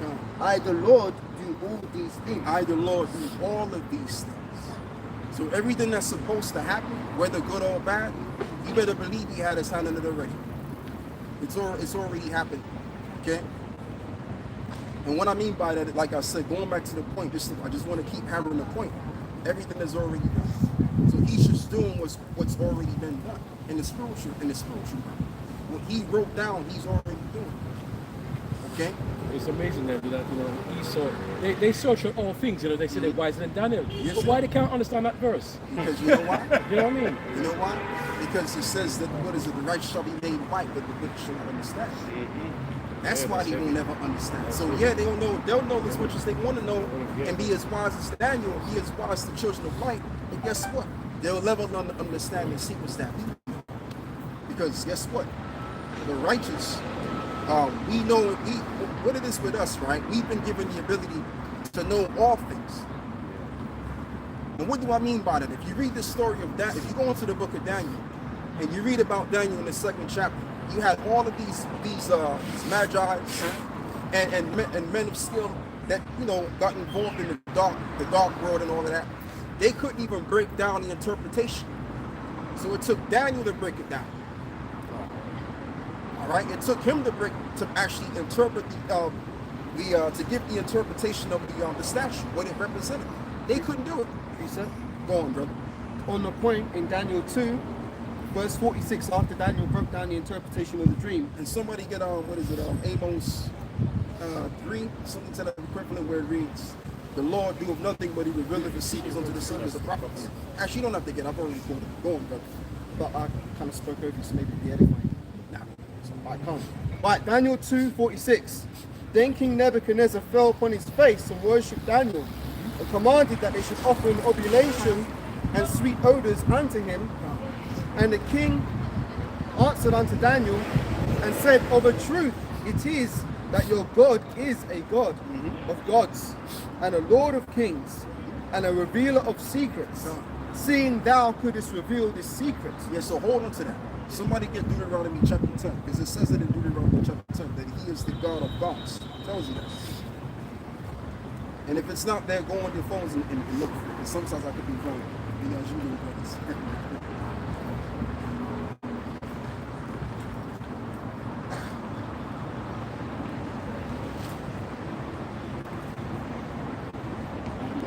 Verse 17. Verse 17. You got it, right? It's 10 and 17. Yeah, can't. 10 For the and Lord, your power is a God of gods and the Lord of lords, Right. a great power and mighty and a terrible, which regardeth not persons nor taketh reward. Right. So without the king knowing, he confessed those same similar words. He said what? Read it. Back in Daniel 2 again, verse 47, the king answered Daniel and said, "Of a truth it is Of a truth, he said. Go on.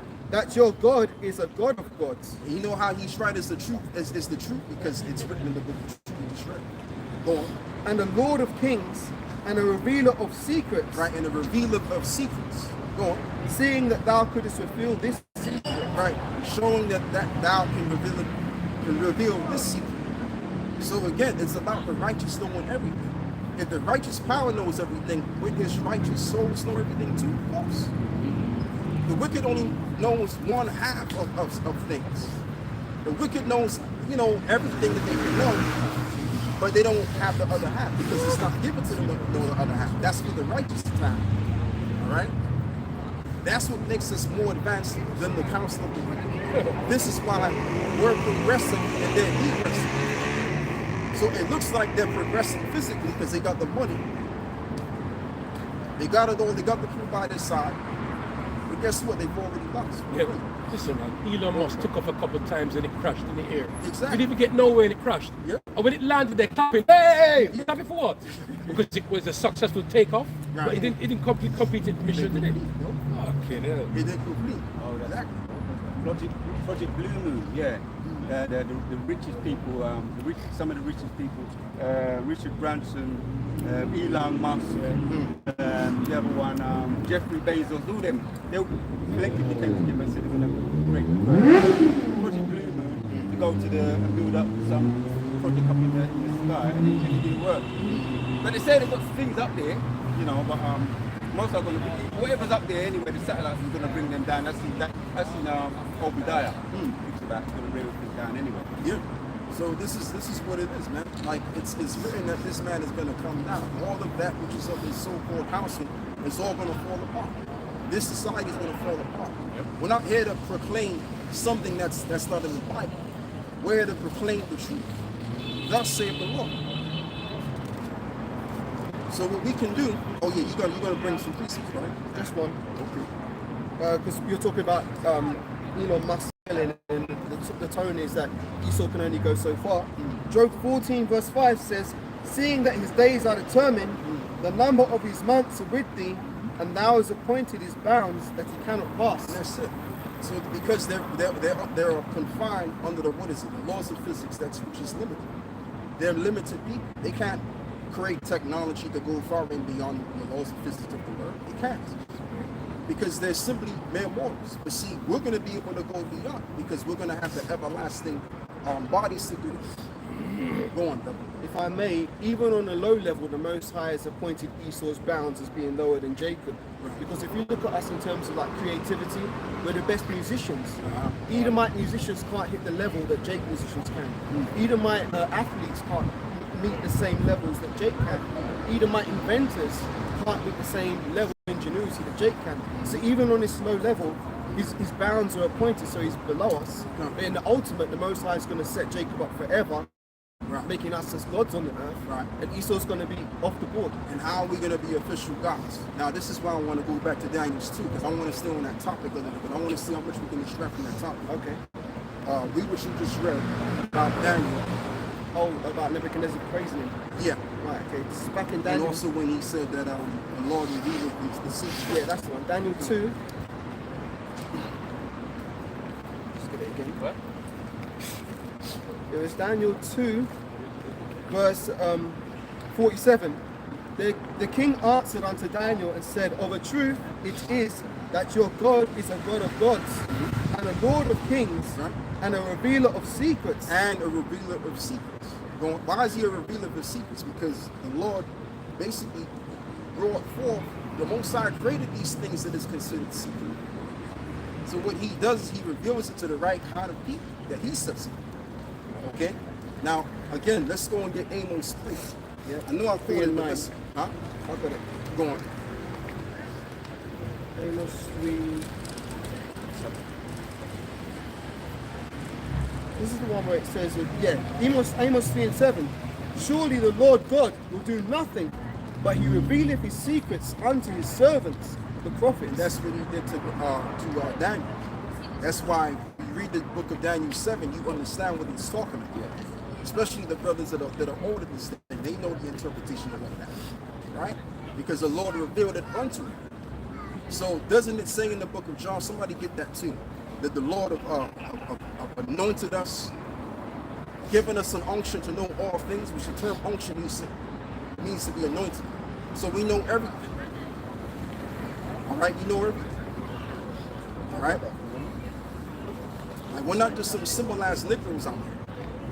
Now we were once simple Negroes, but we transcended from that now. We're a different breed of individuals, as it is written that we become born again. Yes, so whatever precept you got, hit me. 1 John 2 and 20, but ye have unction from the Holy One, and ye know all things. Right. You know all things, and that is the point. So, like I said, if the Most High power, which is a righteous power, he knows everything, then guess what? We're going to know everything. That's how we're becoming gods. This is why we're experiencing this life, which is hell, and everything in it. So when we get to the kingdom, we can know about life and death. Right. Becoming official gods, like the capital God. Okay? It's just that simple. And that's what's going to make us perfect to be the next few units. If you got any more precepts, I'm going to just let the Spirit flow. Right, so I finished on Daniel and I read Amos 3 and 9. On the same 3 topic. and 7. Yeah. You're going now. I've used the ones I've got, so is anybody else done? And I'll wait about it. Did you bring out the one about unction to all things? Yeah. I've got one to back it up, just trying to pull it up.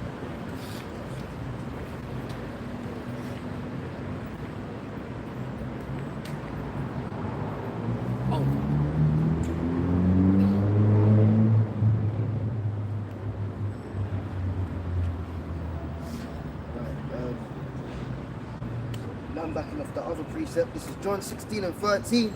Howbeit, when he, the Spirit of truth, is come, he will guide you into all truth. Meaning you will know everything. So all you have to do is get into the Bible, and the Bible will show you all things.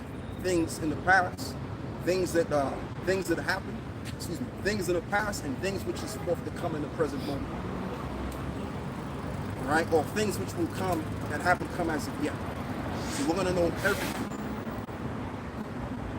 Just like how the Most High knows everything. Like I said. Go on. For he shall not speak of himself, but whatsoever he shall hear, that shall he speak. Right. And he will shew you things to come. And he will show you things to come. And that's what Yahweh Shai did. He was in the spirit of his father. And he did his father's work. So now we're reading what he did and everything that he said, and we're applying it. We're even saying it now. Okay? He represents all things. He created everything that John 1 and 4 tells you that. Yep. So we're gonna what? When we incline to this knowledge of him, then we're gonna know him, and therefore we're gonna know everything. Go on now. This is Psalms 147, starting at 19. Oh yeah. He showeth his word unto Jacob, his statutes and his judgments unto Israel. Right? Go on. He hath not dealt so with any nation. He have not dealt so with any nation. Go on. As for his judgments, they have not known them. Praise ye Yahweh. Praise ye Yahweh. So again, the righteous have been given the gift to know all things through the Bible. And this is what's also making us wise into our salvation. Is we know everything. So if we know everything, then we know the snares and the nets that the devil's put out that no one sees, but we see. Go on. Isaiah 34 verse 16.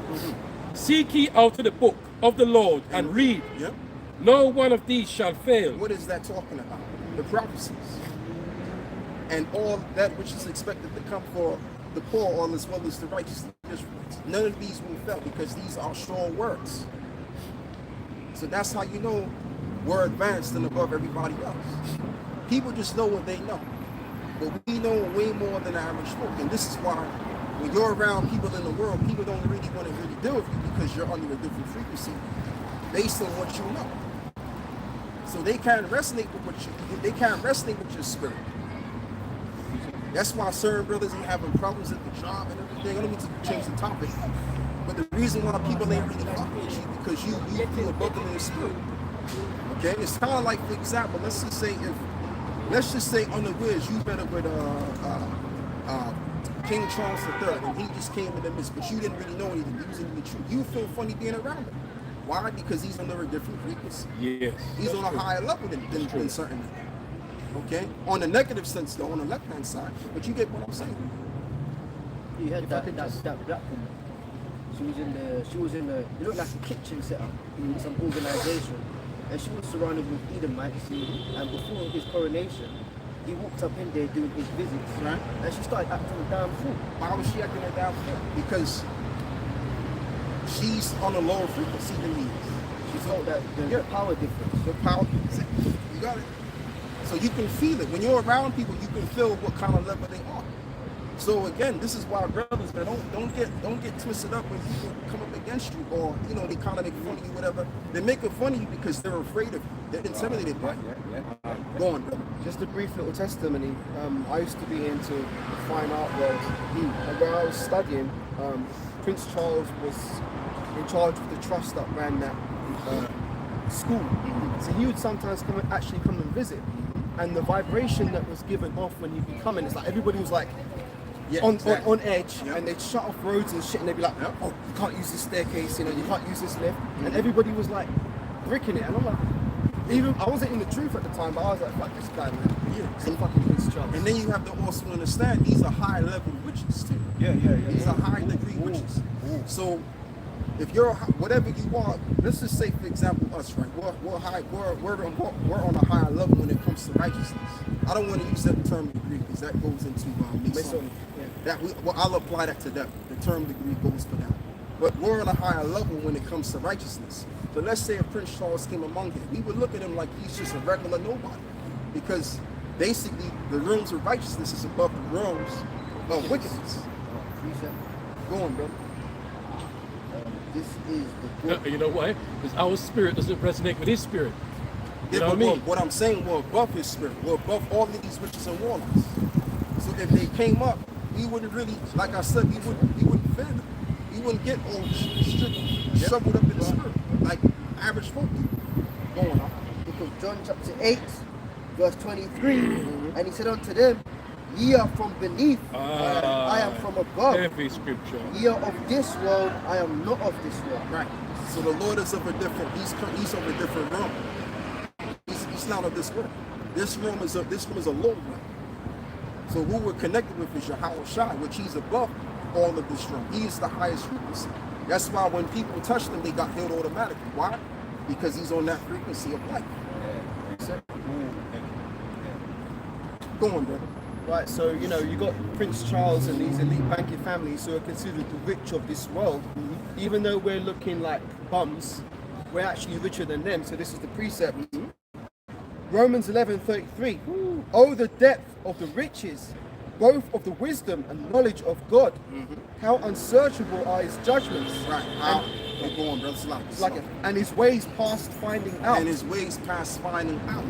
So the wisdom of the Most High trumps all the wisdom that man has come up with. And with that same wisdom, this is why Solomon was able to become wise above all men in his time, because he had the high level wisdom. He had the A1 wisdom. Let me put it in that words. All right, the words that I can only but use. So we have that same wisdom that Solomon had, the understanding of the Most High.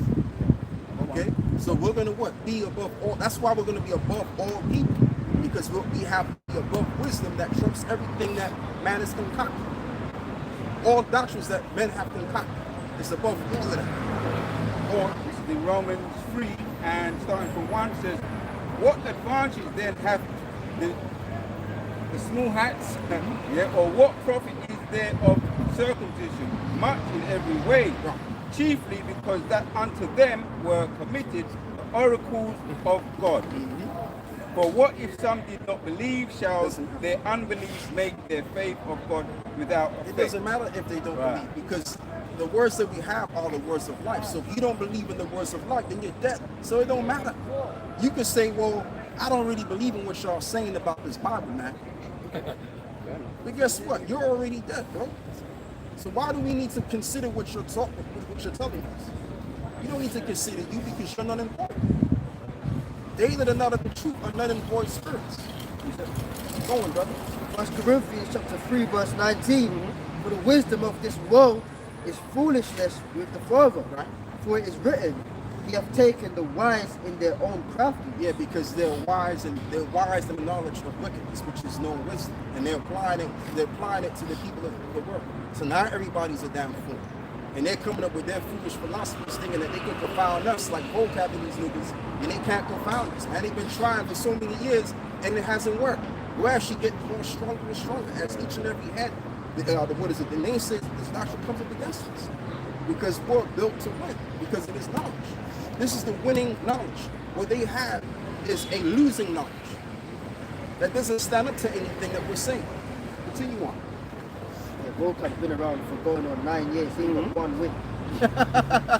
Yeah, this is No zeros though. Yep. 1 Corinthians chapter 3, verse 19. I tell you what, go back to Romans 3 again. Romans 3. Okay, read it again. Yes, read it again. It says, for what if some did not believe? Shall their unbelief make the faith of God without effect? Right, that reminds me of Proverbs 19 and 21, the scripture I like to quote, where it says, there be many counsels in a man's heart, but the counsel of the Lord that shall stand. Ooh, Like I said. I had it earlier. Oh, you had that? That's the spirit. That's the only thing that's working. That's nice. So if you're outside of this, then you ain't working, my nigga. You out there. Dead. Spiritually. God forbid, yea, let God be true, but every man a liar. Every man a liar. So whatever you're saying is dead. Oh, please give me Isaiah 8 and 20. If they speak not according to this word, please give me that.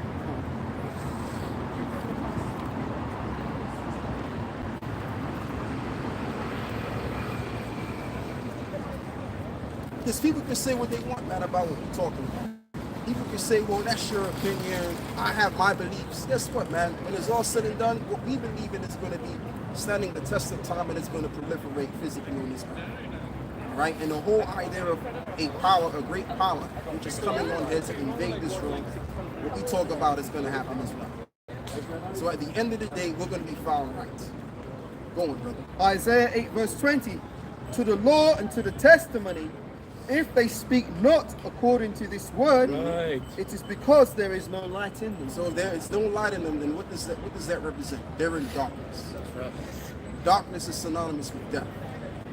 So it doesn't matter what the deaf have to say. Got a precept to back that up. Proverbs 13 verse 13. Whoso despiseth the word shall be destroyed. The he that feareth the commandment shall be rewarded. Shall be rewarded what? Everlasting life. That's the reward of the righteous. Somebody get Psalms 9 and 18 again. There's another verse by the Son. The law of the wise is a fountain of life, to depart from the snares of death. Right. The words of the Lord are a fountain of life to depart from what? The snares of death. The snares of death. That's what this Bible is, man. Like, we're not just reading these scriptures just to read it. We're reading these scriptures to show you directly, of the best of our ability, what this is. Okay? Because the truth is, this is life. And if you ain't got this, you're already dead. Or you're going to basically be dead, which has already been planned out for you to be. All right? There's no middle ground. There's no gray area. There's no, oh, I can find a loophole here and there. No, it's either you're on the right path or you're on the wrong path. And like I'm going to say again, if you ain't got this, you're dead. Point blank in the story. You got this, you got life. It's a spiritual book, yeah. Romans 8 verse 9. But ye are not in the flesh, but in the spirit. Right. If so be that the spirit of the Lord Yahweh Shemashai dwell in you. Now, if any man, which is the Holy Spirit. Yes. Now, if any man have not the spirit of the Yahweh Hamashiach, the anointed, he is none of his. He is none of his. We're talking about the one that died on the cross for our sins. The one that which is sitting on the right hand side of the Father, which is the Father's right hand, as well as the light thereof of men. So if you don't believe in what he's telling you, then you're, like I said, you're dead. And it don't matter what you believe in. It don't matter what doctrine you believe in. If it ain't this, then you're dead. And you're saying there's no light in it. You're in darkness. And darkness is synonymous with death. It's just that simple, man. It ain't hard. Go on, brother. Verse 10. And if Yahweh Hamashiach be in you, the body is dead. Right, the body is, that's my brother. The body is dead. There you go. Because of sin. Because of sin. So to return, this is why men have to repent. The scripture says the whole duty of man is to keep the Lord's commandments, which these are the commandments of life. So if you're not rehearsing the righteous acts, or you're not performing the acts of righteousness in general, then you're dead. And this is why people that live contrary lives to righteousness wind up dead eventually. All right? They either get some form of a disease or something wrong happens along the way, and guess where you find them? 6 feet under the grave is where you find them. Because that's where they were going anyway, due to their works. So if we keep doing what we're doing, all of our works that we're doing is going to lead to life. It can only but lead to life. Okay? The Lord ain't a liar, man. Go on, brother. You go first, Rami. This is the book of Revelation, chapter 1, verse 18. And it says, I am he that liveth and was dead, and behold, I am alive forevermore. I am alive forevermore. So he was dead, meaning he was in a grave in hell for what? For 3 days and rose on the 4th day. Which that in turn was representing he's the resurrection. Thing rise again. So he never died. We're talking about the Messiah here. He never died. He's living right now because he is the epitome of life. When he was born on what? The springtime. The number 3 is synonymous with, which means resurrection. And as well as it also means life or springing up. Of course. So when you go in the book of Genesis, even 1, it tells you on the 3rd day, that's when all of the plants sprung up and everything. All of the green herbs sprung up. The trees, you name it. Okay? I tell you what, let's go into that right now. One of you brothers, if you can, but Sean, give me Genesis 3, where it talks about on the third day. I finish the verse. Yeah, go on. It says, I am alive forevermore, a man, and have the keys of hell and of death. Right. Continue on. And it says, verse 19, and it says, this point is in 18. I am he that liveth and was dead, and behold, I am alive forevermore, a man, and have the keys of hell and of death. Right, and I have the keys of hell and in death, knowing good and evil. We have an unction that we know all things. Okay? And it all started with Yahweh Shai. It all started with him. Who they call Jesus Christ. Oh, that's beautiful. If I could just mention this, yeah? You just said a beautiful word about the spring of life. Something about the spring of life, you just said, right? Revelation 3, verse 20. Behold, I stand at the door and knock. If any man hear my voice and open the door, I will come into him. Right. That is when the spring of life starts, yeah? Wow. And with sup with him, and he with me. And I remember, I think about a couple of years ago, Elder Apostle Kabar was going into that word sup. It means the Lord comes to reason with you, right? He's going to sup with you, reason with you, yeah? To him that overcometh, will I grant to sit with me in my throne, even as I also overcame, and I am set down with my Father in his throne. Exactly. So because we have the word, Yes. and if, let's just say as it is written, he told the disciples, he said, if you forsake all things, then you're going to what? Have a crown of, you're going to receive a crown, and you're going to be sitting on 12 thrones, judging the house of Israel. Judging. And that's all connected with the word. If you know the word, this is what's going to happen to you. All right? But the point I'm making is he represents the light. Yes. He represents the truth. Because Right. also, that's what he represented too. Yes, so somebody read Genesis 3. Third day, yeah? The third day, yeah, come. Genesis 1, starting from verse 11, and God said, and the Elohim said, let the earth bring forth the grass, the herb yielding seed, and the fruit tree yielding fruit after its kind, whose seed is in itself upon the earth. And it was so. And the earth brought forth grass and herb yielding seed after its kind, and the tree yielding fruit, whose seed was in itself after its kind. And the powers saw that it was good. And the evening and the morning were the third day. And the evening and the morning was the third day. So all of the greenery sprung up on the Sprung third up. day. I get you. You understand? I You get you, understand brother. it I now? feel you, And brother. when's Yahweh Shai going to return? Yeah, man. Exactly. But check this out. Yahweh Shai was born on what? The springtime. Yeah. You saw. So everything has a symbol. Everything has a meaning to it. Like nothing happens by random. The Lord did everything, and everything has a meaning as to why it was done in the way that it was done. Okay. So this is what we're returning back to. We're returning back to the knowledge that we've lost. Yes. And now we're becoming what we should have already, held on to of coming. All right? That's all I wanted to bring out right there. But sometimes you got to go back to see what you're saying is true. You know, because, Call for John 3:16 at one point. yes, I want it. Yeah, I want that. Come. Right, John 3:16 says, for God so loved the world that he gave his only begotten Son, that whosoever believeth in him should not perish, Right. but have everlasting life. And there you go.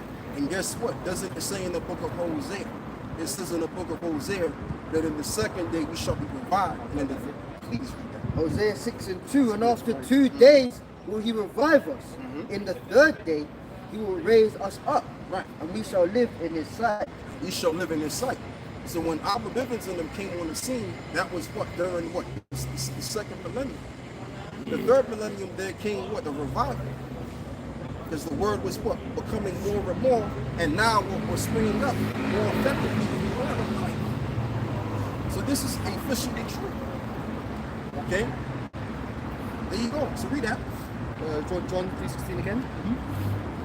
For God so loved the world. And what word is this, by the way? Let's break this down. The word there is cosmos, which means an arrangement of stars. See, the brothers learning, man.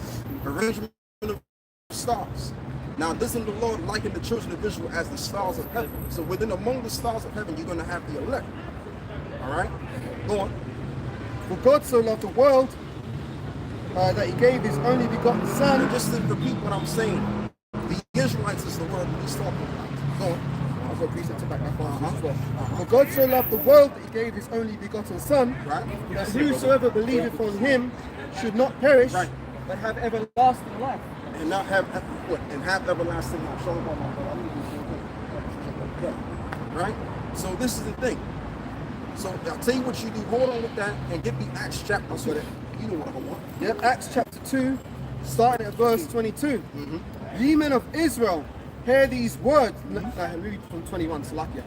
And it shall come to pass Take your time. that whosoever shall call on the name of the Lord shall be saved. Right. Shall call on the name of the Lord. He shall. What is it? What does it say? Acts 2 and 21. And it shall come to pass that whosoever shall call on the name of the Lord shall be saved. Go on. Ye men of Israel. Ye men of Israel. Now, doesn't it say in the book of Psalms 147? What does that say? That he show up his word unto Jacob, His statutes unto Israel. and the nations have not known, save the Lord. Right? Yeah. So this applies. So the words of life is only given to the children of Israel because they are under the Abrahamic covenant, which the covenant has to be fulfilled. How is the other nations going to get this word if they were not a part of the covenant or to receive the inheritance? Let's say if I die, right, and I have, I accumulated a lot of wealth, whatever I have, right? Okay, gold, silver, mansions, you name it, all that which has value. Am I going to give all of that to some other family that I don't know, or maybe a friend of mine? No, I'm going to give my children. They can inherit what I have. Okay, so God gave us an inheritance through our fathers.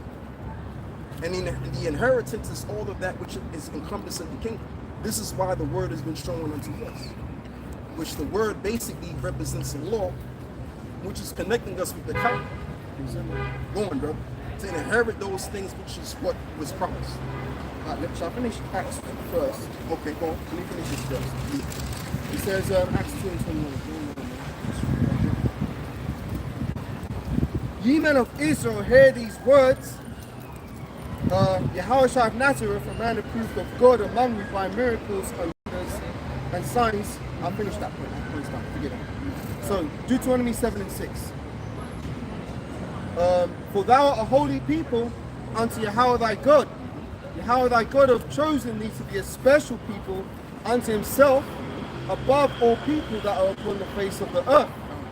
Yahweh did not set his love upon you nor choose you because you were more in number than any people, for you were the fewest of all people, but because Yahweh loved you and because he would keep the oath which he had sworn unto your fathers. That's what I'm talking about. Because he have keeping the oath that he have sworn unto your fathers. Go on. Because he have keep the oath which he has sworn unto your fathers, hath Yahweh brought you out with a mighty hand, Right. and redeemed you out of the house of bondmen from the hand of Pharaoh, king of Egypt. And that's because the Israelites hearkened unto the law. So if we're holding onto this, which is the covenant, which is the law of the covenant, and guess what? We're going to be delivered again, so that the covenant can be fulfilled, so that we can be in that land forever and ever.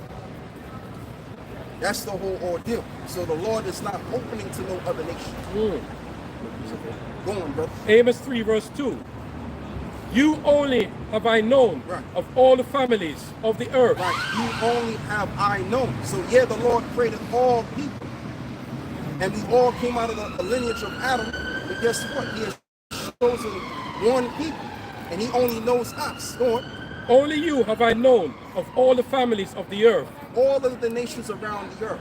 Go on. Therefore I will punish Uh-huh. you for all your iniquities. Therefore I will punish you because of your iniquities. That's why we're at the bottom right now. Economically, I'm saying. They're not in trouble as other men. Exactly, like Psalm 73 tells you. The reason why we're more in trouble than any other nation right now in these times, because of our iniquity. So what the Lord is doing, the Lord is disciplining his children that he loves. If you love your children as a father, you're going to discipline your child so that your child can become a reasonable citizen of society. That's the whole goal of why you discipline your child. And you don't want your children to make an embarrassment out of you either, because they're bearing your name. So all of this that we're experiencing, this negativity, is to make us better men. So when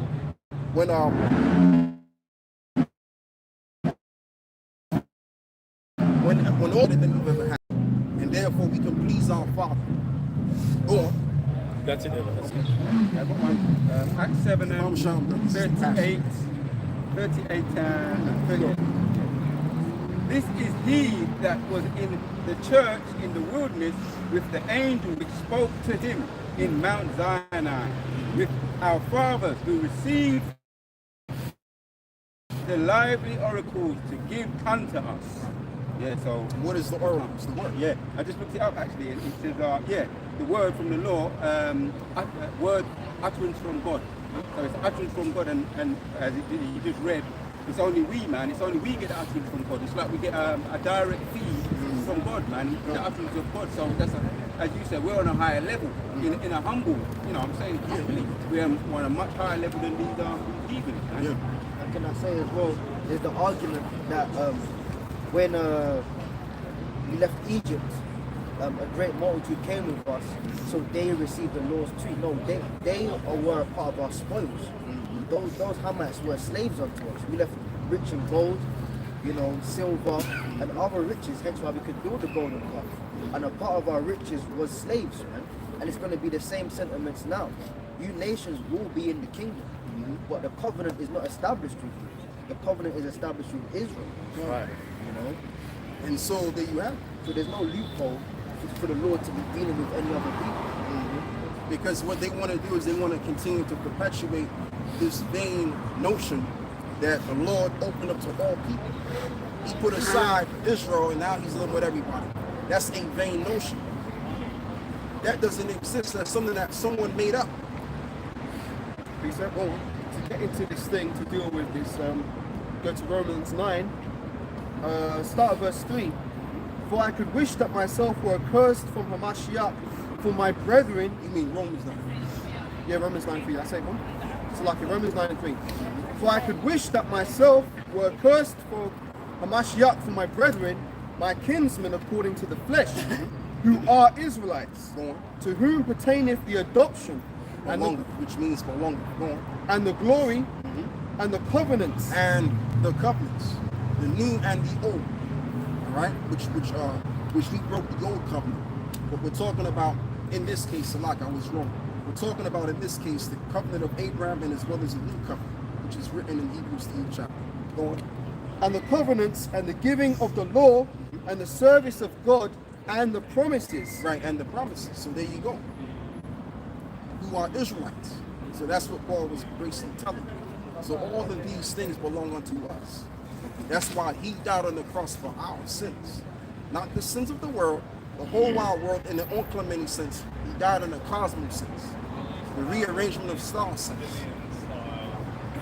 Get the Acts 5. Go on. Matthew 25 verse 31. When the Son of Man shall come in his glory, and all the holy angels with him, then shall he sit upon the throne of his glory. And before him shall he be gathered all nations, Right. and he shall separate them one from another. Right. So he's going to gather all nations. What is this talking about? Read it again. Matthew 25 verse 31. And when the Son of Man shall come in his glory, and all the holy angels with him, then shall he sit upon the throne of his glory. Verse 32. And before him shall be gathered all nations, and he shall separate them one from another, as a shepherd divideth his sheep from the goats. Right, so you're going to have the sheep and the goats being divided. In other words, representing the good and the bad, right? The wicked and the righteous. The sheep represents the righteous and the goat represents the wicked. And there you go. There's the goat. Every time full of himself. Yeah. So there, that's as far as it goes right there. Go on, brother. That's it really. So Esau's going to be separated from Jacob, which they've already been separated anyway. Right? I've got a couple pieces of food. So you called for Acts 5. Yeah. What did you want to do? No, Acts 20. We don't know 29 to verse 30. And I've got more in Romans 9 as well. we could go back to that. Acts 29 to 30. There's only 28. No, Acts 5 and 29. I'll select it. Acts chapter 5, starting at verse 29 says, Then Peter and the other apostles answered and said, We ought to obey God rather than men. The God of our fathers raised up Yahushua, whom you slew and hanged on a tree. Him have God exalted with his right hand to be a prince and a savior, for to give repentance to Israel and forgiveness of sins. And forgiveness of sins. Go on. And we are his witnesses of these things. So there you go, that's all we need. So he died on the cross for the sins of Israel, so that he can take us from the among our enemies. Get that in John 1, and I think you could begin by reading verse 67. John 1 and 67.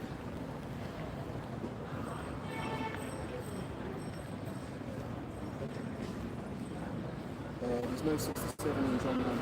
Only 50. The thing is Luke 1, Luke 1 and 67.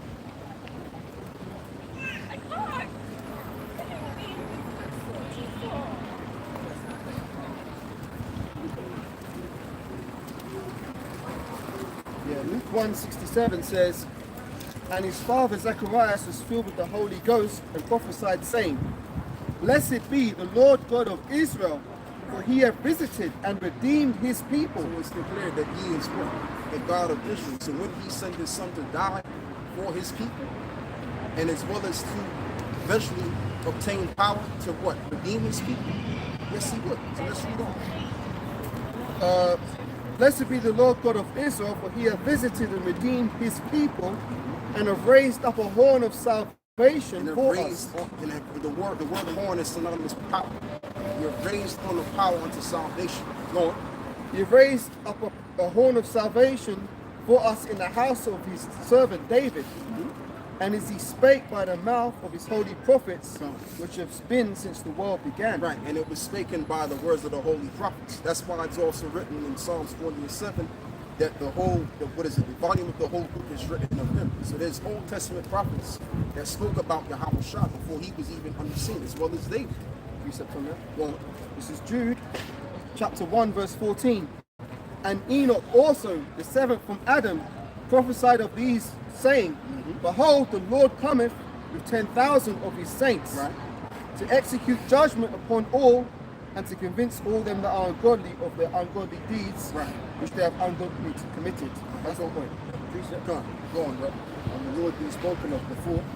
Job 19:25, For I know that my Redeemer liveth, and he shall stand at the latter day upon the earth. Yeah, so who's that speaking? Job, right there. Old Testament prophet. So he spoke about his Redeemer before he even came on the scene. So this is what I'm saying, man. Eventually, everything is already written. All we're doing right now, we're just living out the story of life that he wrote, the law. That's all it is. So it may seem like, oh man, we ain't gonna make it. Oh yeah, this and that and the third. I'm out. I'm done out here. Listen, no. It's the wicked ones, the council of the wicked. They're the ones that's done it. It ain't us. We've already got the victory. We just don't see it, but it's written. Go on, brother. 1 John verse 29. The next day John seeth Yahushua Hamashiach coming unto him, and saith, Behold, the Lamb of the Lord, which taketh away the sins of the world. Right, the Lamb of the Lord which taketh the sins. Let's get it correct again. The Lamb of the Lord which taketh the sins from who? The world. Which is the Israelites. Because that's the world who he has died for. Remember John 3:16? For God so loved the world. The word is cosmos, which is the arrangement of stars representing the 12 tribes of the nation of Israel. Go on. This is he of whom I said, After me cometh a man which is preferred before me. For he was before me, and I knew him not. Right, and I knew him not. Go on. But that he should be manifest to Israel. And that he shall be manifested to Israel. Because the Most High is the power of Israel. So he's going to send his son. And guess what? Somebody give me Deuteronomy 18 and 15. How about that? Oh, that's the spirit. See, the spirit is flowing, man. Right. Go on, brother. Deuteronomy chapter 18, verse 15. The Lord thy God will raise up unto thee a prophet from the midst of thee. Right. He will raise up a prophet in the midst of thee. Go on. Of thy brethren, Of thy brother. Go on. like unto me, unto him ye shall hearken. Unto me and unto him he shall hearken, because he's at one with his father. So that's what's going on right now. The Lord died on the sins. The Lord came on the scene, and his role was to play what the Father wanted him to play, to heal the sick and the lame, and to fulfill the part of the book, and to die on the cross so that what? We can be redeemed again. All right? So it ain't got nothing to do with all nations partaking. It ain't got nothing to do with this. That's why in Revelations, the 11th chapter, what was told is to, what is it? To measure the court and forget about the outer court, representing the other nations. They're not a part of this. The Bible is referring to us. Yes. Specific. Well, exactly. It's specific. So the Bible, when you deal with the scriptures, let me use another term. The Bible is fixated on us. It's about us. Yeah, there's other nations that's mentioned, but the scriptures about us. Go on. And the ironic thing about that scripture is Ishmael and his Muslims try and use that to say he's talking about Muhammad. Yeah. I've got a precept And guess what? In their own book, it tells you that, look, if you want to know more about the Lord in Israel, you get it from Muhammad. It tells you. Perfect balance. They say follow after the people of the book. Who's the people and what's the book? It's the Bible. The Bible. That's it. I've got a precept to back that up. It says, so Romans 9, starting at verse 7, neither because they are the seed of Abraham are they all children, Right. but in Isaac shall thy seed be called. That's it right there. Because the Lord is dealing with those that are part of that covenant. It's bringing down to Abraham, Isaac, and Jacob. That's why these three are mentioned. It's about the chosen lineage. Even Esau, even his name is a problem. Yashamayala, Ishmael, meaning he's heard, like, I hear what you're saying, but sit over there. Yeah. I ain't dealing with you. That's why he blessed Ishmael. That's why they're kind of rich and stuff. They got a good land, they have oil. Because the Lord gave them like a little toy to play with, whilst he deals with us according to prophecy. Exactly. It's a bit more. That is, they which are the children of the flesh, these are not the children of In God. other words, the sons of men. There are three branches of men. You have the sons of the righteous, the sons of the wicked, and the sons of men. Go on. But the children of the The promise children of the promise, go on, are counted for the seed. are counted for the seed. For this is the word of promise. At this time I will come, and Sarah will have a son. And not only this, but when Rebekah had also conceived by one, even our father Isaac, Right? for the children not yet being born, Right? neither having done any good or evil, Jacob and Esau. that the purpose of God, according to election, might stand. Right, because Jacob became the chosen. The word elect, which means to be what? Chosen. The purpose of God might stand. Go on. Not of works, but of him that calleth. But unto him that called. In other words, predestination. Everything's pre-ordered of the Father. So can't no one say anything different. Otherwise, they'll be found a liar. That's why it mentions in Romans 3 and 3 that the ones that are speaking according to the word, they would be what? Just sorry. I'm going to put you. Romans 3 verse 3 says, yeah, for what if some did not believe? Shall their unbelief make the faith of God without effect? God forbid. Yea, let God be true, but every man a liar. As it is written, that thou mightest be justified in thy sayings. Right, that thou mightest be justified in thy sayings. So that's the point that I want right there. So if you're saying whatever it is that you're saying, if it's not lining up with this, then it don't really matter what you're saying, you're a liar.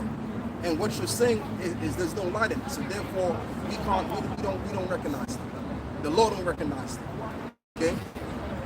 So it's about being justified in your saying. We are justified in what we're saying. Let's go back to the Back in Romans 9 again. So can I just bring this up?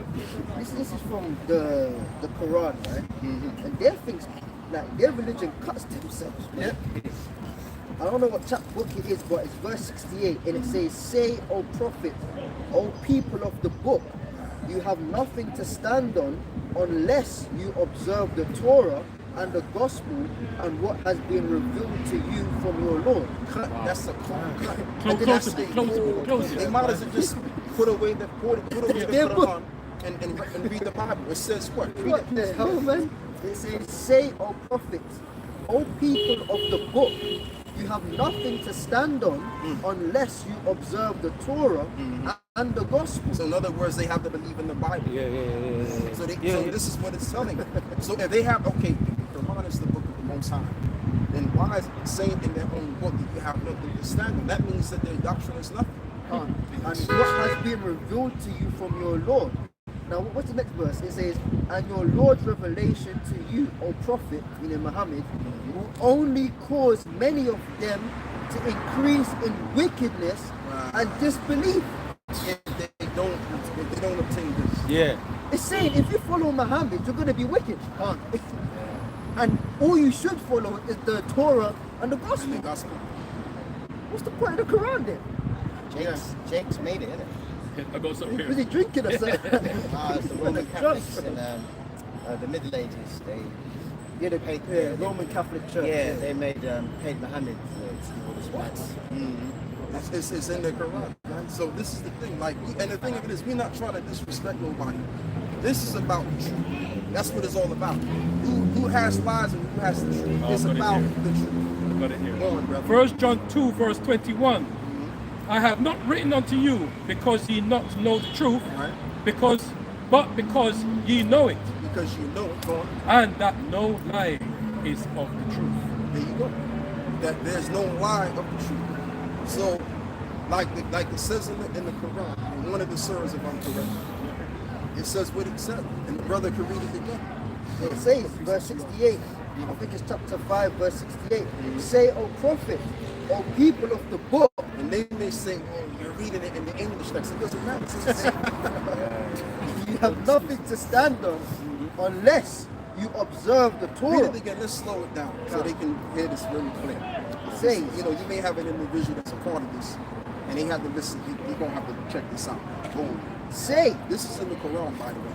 say, O prophets, O people of the book, you have nothing to stand on unless you observe the Torah Right. You have nothing to stand on unless you observe the Torah and what? and the gospel and what has been revealed to you from your Lord. Go on. And your Lord's revelation to you, O prophet, Right. will only cause many of them to increase in So wickedness what it's basically saying is that if you don't take on to this, then you're going to just be playing with and disbelief. and disbelief. So the commandment, which is what's said in there, is to go back to the Bible, because we know the history. You had the Augustinians, which were Jakes. They formulated the Roman Catholic institution, and they used that religion to pretty much use those people in North Africa, those Ishmaelites over there, to if I'm correct, to go over there for a particular reason, for a particular plot, and so that the Roman Catholic institution could be established in Jerusalem, because Jerusalem has a religious historical record. So if they bring that church there, then that church is the great power that everybody wants to Right, partake yeah, into. yeah. That was the whole agenda for why they created that religion. Right? These fucking dickheads. Their commentary guys tried to twist it around, and the commentary for that verse is saying basically that the people of the book ain't got it, but they've got it. No, the verse didn't say that. They're trying to twist it around. Well, they know the truth, brother. I've got two precepts for that, if I may. Yeah. I mean, we just read the solidifies it. Go on now. Two precepts. So Isaiah 28:10. For precept must be upon precept, precept upon precept, line upon line, line upon line, here a little, there a little. There you go. I'm linking that with Psalms 119, 104. Through thy precepts I get understanding. Nice. Therefore I hate every false way. Right, and therefore I hate every false way. So how do we know a false way? Because we know about the false way. This is why we can go into certain books that certain people believe in and break it down and use that book against them, their own constitution against them. So that's showing you the power of the righteous. We have the power to know every single thing. This is very real, man. The scriptures ain't lying when it says we have an unction. You know what I mean? And we know that what everybody is saying is a bunch of nothing. It doesn't matter. Okay? Even their own book is telling them that what you believe in ain't really nothing unless you have this. Go on. Finish that, right? Yeah, so look back. What was we reading before? I was reading Romans before about the children. I think we established that point. Being children of wickedness versus children of flesh from Abraham. Okay. Hebrews chapter 4 verse 12. For the word of the Most High is quick and powerful and sharper than any two-edged sword, piercing even to the dividing asunder of soul and spirit, and the joints and marrow, and is a discerner of the thoughts and intents of the heart. Yeah, so if you use this Bible against someone that's against it, man, and you bring out the right precepts, it can shock the spirit of a man. That's how powerful this word is. That's what this is really going into, because this word is against all manner of righteousness. So if your spirit is that of a contrary frequency to righteousness, then you're going to get cut by this. You won't be cut. You're going to feel it, man. And Esau's feeling it right now. You better believe it. You got a precept? It's 2 Corinthians chapter 10, verse 4. For our weapons of our warfare are not carnal. Here you go. Unlike them Muslims, they're very carnal. But mighty through Yahweh to the pulling down of strongholds. And that's, go. That is a big stronghold on that. But really, they're not our people. Basically. Yeah. That's how it goes going, brother. 2 Corinthians 2 and 16. Just on the point he was making just now. To the one we are the savor of death unto death, and to the other the savor of life unto life. Yeah. So you can actually put curses on someone by using. You could actually curse an individual by this word, and you can bless someone else in this word. Bless somebody with this word if they listen. Like Paul said, I'll cast one of his followers to Satan. He said, Hymenaeus. So yeah, with this word you can condemn people, man. Like that's why it says reprove and rebuke with all long suffering. So you can rebuke someone if they ain't right. If I may, going on. That's one of the biggest reasons why Esau's got a problem with this book, which is why he's tried to ban it from being taught in schools and stuff like that, because this word is indeed cutting his ass and condemning him. Yeah. If there was no power in this book, why would he have to take it out of schools? Because it goes against what he's pushing, his wickedness. That's what it is, man. And like you mentioned, brother, you get offended. I got a piece of end up. Back in Corinthians again. 1 Corinthians 2 verse 4. And my speech and my preaching was not with enticing words of man's wisdom, but in the demonstration of the Spirit and of power. Yeah, and that's where we come in as well. We come in that same spirit. Like we're not here to use enticing words, big $1 million words and all of that, to woo the public, to be excited, to be charismatic. We're not out here for that. We're out here to demonstrate the Spirit of the Lord through the word, and by the word, guess what? The elect are being sealed. That's our mission. Our mission isn't to do anything other than that. Go on, brother. That your faith should not stand in the wisdom of men, but in the power of the Lord Yahweh Bashan Yahshua. That's it. Howbeit we speak wisdom among them that are perfect, yet not the wisdom of this world, nor of the princes of this world that come to naught. Right, the princes of this world which come to naught. So their wisdom is going to fail. Our wisdom is going to what? Have a supersede over it. Because again, like I said earlier before, this knowledge is the winning knowledge. They have the losing knowledge. Right? Like the Apocrypha says. The Apocrypha says the same thing. That what is knowledge of wickedness is not wisdom. So they can't overcome with that crap. That's all bull crap. Can't do that.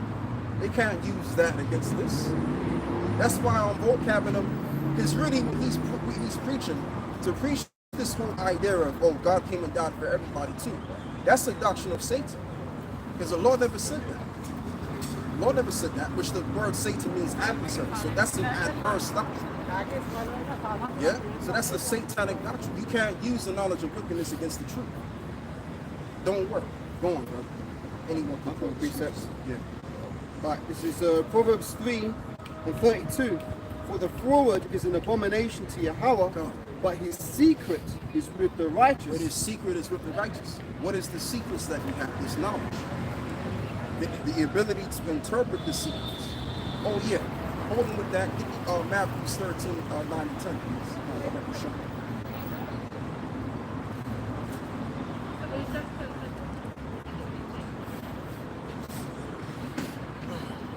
Matthew 13, starting at verse 9 says, Who have ears to hear, let him hear. And the disciples came and said unto him, Why speakest thou unto them in parables? But he answered and said unto them, Because it is given unto you to know the mysteries of the kingdom of heaven, but to them it is not given. Nice. She got a nice face, but we shake the left. What? Someone else read? Matthew 13. Matthew, that woman that walked fast, she got a nice face. I didn't see it. Concentrate. And shut the left. No, I'm concentrating. Matthew what? 13 and 9. 9 and 10, yeah. Matthew chapter. That's the spirit though, because I told these brothers to concentrate. I should tell you.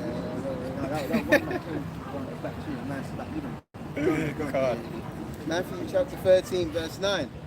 Who have ears to hear, let him hear. And that's why you gotta listen to the spirit, man. You know, because he said the same thing. That's the spirit. Affirming that we gotta focus on what's important going on. And the disciples came and said unto him, Why speakest thou unto them in parables? He answered and said unto them, Because it is given unto you to know the mysteries of the kingdom of heaven, but to them it is not given. Yeah, so when he brought the parables, he was really speaking to the elect. That's who he was really talking to. He's talking to the elect. He was talking to the whole people, everybody that was there. So it's the same thing with us. What we're saying is parabolic, hard to understand by most people. Why are we speaking this? To gather the elect through his will, which we're not gathering anybody. We're just putting the fishnet out there, and they're coming to it. Whoever's supposed to come to it. Appreciate that. 1 Corinthians 6 and 9. Know ye not that the unrighteous shall inherit the kingdom of God? Be not deceived, neither fornicators, nor idolaters, nor adulterers, nor effeminate, nor abusers of themselves with mankind, nor thieves, nor covetous, nor drunken, nor revilers, nor extortioners shall inherit the kingdom of God. This is the point. And such were some of you, but ye were washed, but ye are sanctified, but ye are justified in the name of Yahweh, Yahushua Mashiach, and by the Spirit of Yahweh. Exactly. So we're justified. The elect, which was called into this thing, that were walking and operating in the realms of darkness, they've been called into the light, and by the light they're going to be justified. Yeah, because that's the counterbalance, or the balance to it can cut a man. This truth can cut a man, but on the other hand, Hebrews 4 and 12. On the other hand, it can make a man change his life around, turn his life around. Wash a man clean from his past, you know. So the Hebrews 4 and 12. The word is powerful, man. It's powerful. As it says, it divides us, so it goes deep. And men have come out of all sorts of things coming to this truth, and it has a, you know, they're washed clean now. Yeah. You know. What's the message? I was thinking that the other day because we've all been in that situation. Yeah, the Lord is he's not involved in what's it called, people that are okay already. He's about what's it called, clean up dirty people, and we were all dirty. You know, so the word is for the people that are filthy. Right. There's porn actresses, them hoes, thieves, you know, them black guys with their pants hanging off their ass. This truth is for them, Yeah, boozy. you know. Yeah. People like Boozy, but Boozy, you know, he's deep in. He But talks shit though about the Lord. no, I'm not. I'm just using him as an example, right? He's too deep in, but I'm not. That's up to between the most. But people like Boozy, who are heavily deep in, potentially can still, if he was of the elect, he can come out of that. If he was. good, yeah. Something good. I tell you, you know what? When are you gonna stop?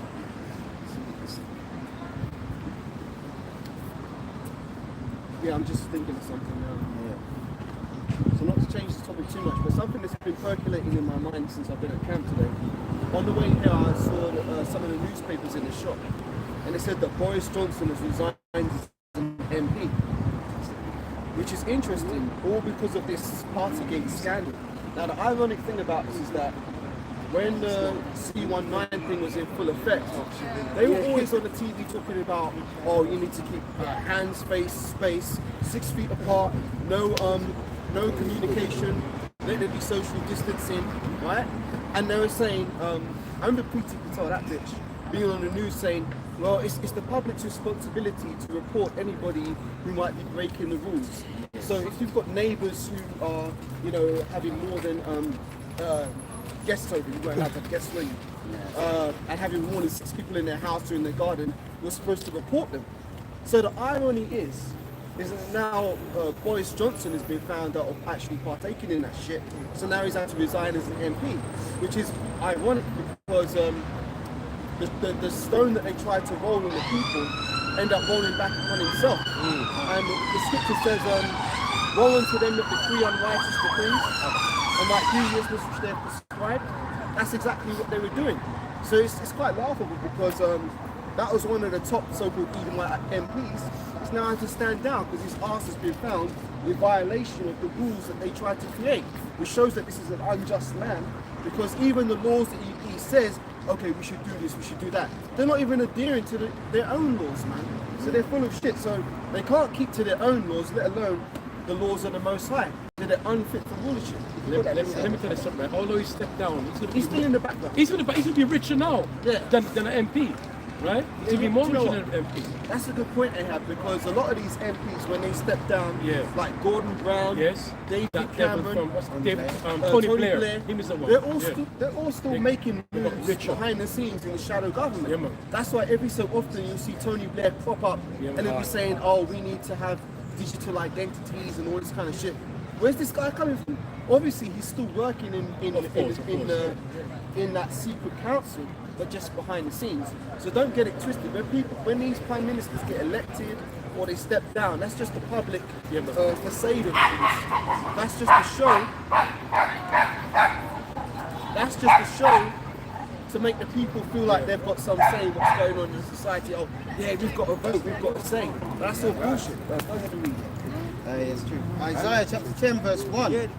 Woe unto them that decree unrighteous decrees, and that write grievousness which they have prescribed. So, exactly. So trying to social distance people to stop people from meeting up, that's an unrighteous decree, man. Because what did God say in Genesis? Be fruitful and multiply. The Most High wanted the earth to be prosperous, to bring life in abundance. But also, all Esau wants to do is bring forth death. That's why he's trying to say, social distancing and all this kind of shit, because he doesn't want people interacting. Because when people interact, what do? They get together, people have relationships, they might bring forth children. Esau doesn't want you bringing forth children anymore, because his agenda is about depopulation and control. So unless you're acquiescing to his rules and his society, he don't want you on the earth, man. That's the long and short of it. Which is why in Revelation 12 and 12, when he realizes that his shit's really falling apart, he's going to come down with great wrath. And his wrath is going to be greatest against you, Jakes. Because that's who he's got the biggest problem with. That's why he's always targeting you with his negative media. Who's all this fucking gangster rap targeted at? It's not targeted at Moab, it's not targeted at Ammon, it's not targeted at Elam, it's towards you, Jakes, man. All this fucking Cardi B and Megan Thee Stallion and your Nicki Minaj's and shit, that's all Jake women. That's how influence the young generation of Jake women to be disorderly, to not love their husbands, to go out promiscuous and a hoe. What other culture do you see doing that for their women? Ishmael don't do that for their women. In fact, some of them countries, they punish their women for doing salacious things. For example, there was one woman who, I think if I remember the story correctly, one Ishmaelite woman made a video of herself, I think she was sucking a banana or something, and she ended up getting put in prison for it because it was seen as destructive. You know, putting out that image of her being fellatio on the banana, and people in the West are like, oh, that's terrible. You know, you're violating women's rights. But let me break it down to you, man. In the kingdom, we're gonna have our women in order. And I said this earlier today. Today we've got all these fucking, because the sun's out, people are walking up and down, meandering, doing their shit. In the kingdom, you're not going to have women walking up and down like that unless they've got a job to do. I.e. they're doing an errand for their father or they're doing an errand for their husband. Because liberty destroys women. That's what feminism has done. Like, Esau perpetuated the idea that, yeah, we need to liberate women. Liberate women from what? Women in the ancient world were happy because they had their households in order. Now women work more hours. Now women are more stressed. Now women can't sustain long-lasting relationships. You see, the thing about a woman is funny. I was thinking this the other day. A lot of women worry about their age. You know, when they're young, 14, 15, they think they've got the world at their feet. Then they get in their 20s, they still think they've got it, you know, their body's still a bit tight. Then they hit about 30, 35, they realize, oh shit, my looks aren't working for me as much as they once did. Then they hit 40 and, you know, it's kind of game over by that point for most women. But women are worrying about the wrong things. It's not the age that they should worry about, it's the mileage. You know what I'm saying? You could be 16 and have fucking a body count of 20. You got miles on the clock, man, and that's a problem for you because a woman's only supposed to be one. When you done dealt with 20, 30, 50 men, you're all fucked up in the spirit, you're all fucked up in the mind. You can't, your sense of perspective is all gone. So that's what feminism really was about. Who is it who set up feminism? Gloria Steinem? Yeah, she had the picture of her with the fist. You had the nigger woman up there next to her fist. As if that was liberation for you. No, man, that was your destruction, man. And eating that fruit of feminism has destroyed women on the whole, to where a woman doesn't even know her purpose in them anymore. If you're going to increase that, so bring it out. See, you've got to go into the history of the words, man, to understand the meaning of them.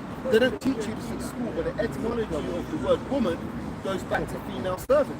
You see, they're not going to teach you that at school because it contradicts their agenda of feminism, which teaches the contrary, that the woman is, as you said earlier, I believe all women, you know, that women are somehow the fairer sex. Women are somehow, you know, precious and supposed to be put on pedestals. That ain't the case, man.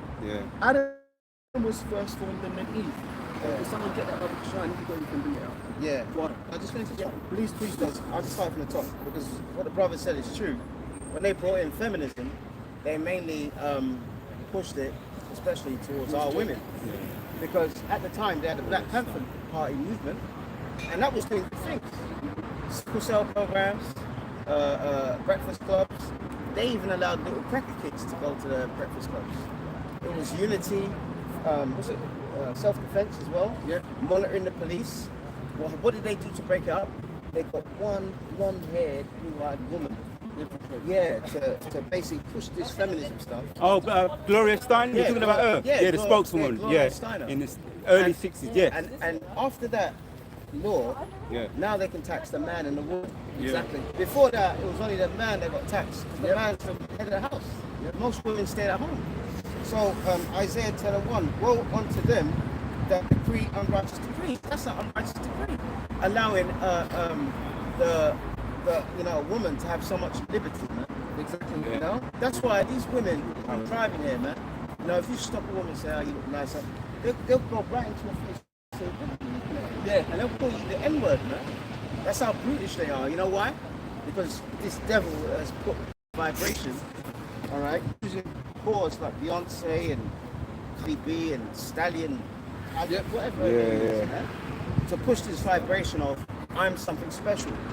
When you've opened your legs 30 times in a week, all right, and so not to wash them special. All right. If I may as well, you see, you've got to come out of the mindset, when you come into this truth, come out of the mindset of thinking she's better than me. There ain't no woman that's better than an Israelite man in this truth. We'll put it out there for real, because the man is considered to be as an elect man of the Lord, is more precious than fine gold. So none of these women, no matter how good they may look from the exterior, they're not better than a man of the Lord. But again, growing up in school, growing up in feminism, you know, I'll use myself as an example. Your mum teaches, you know, be nice to girls. Never hit a woman. Yeah, never hit a woman. Girls are sugar, spice, and all things nice. And you go through your life as basically a simp until you come to this truth and you realize the real feel when it comes to women, because it's the Bible it really exposes the truth about women. You've got all these guys who might pop up on social media, like your Kevin Samuels and shit, but he ain't saying nothing that the Bible ain't already done said. And he ain't even coming at it with the right angle. He's worldly, Bible. Really, it's the scriptures that will make you wise, because Ephesians, let me just read it quickly. Ephesians 6, we put it out earlier, but I'll bring it out again.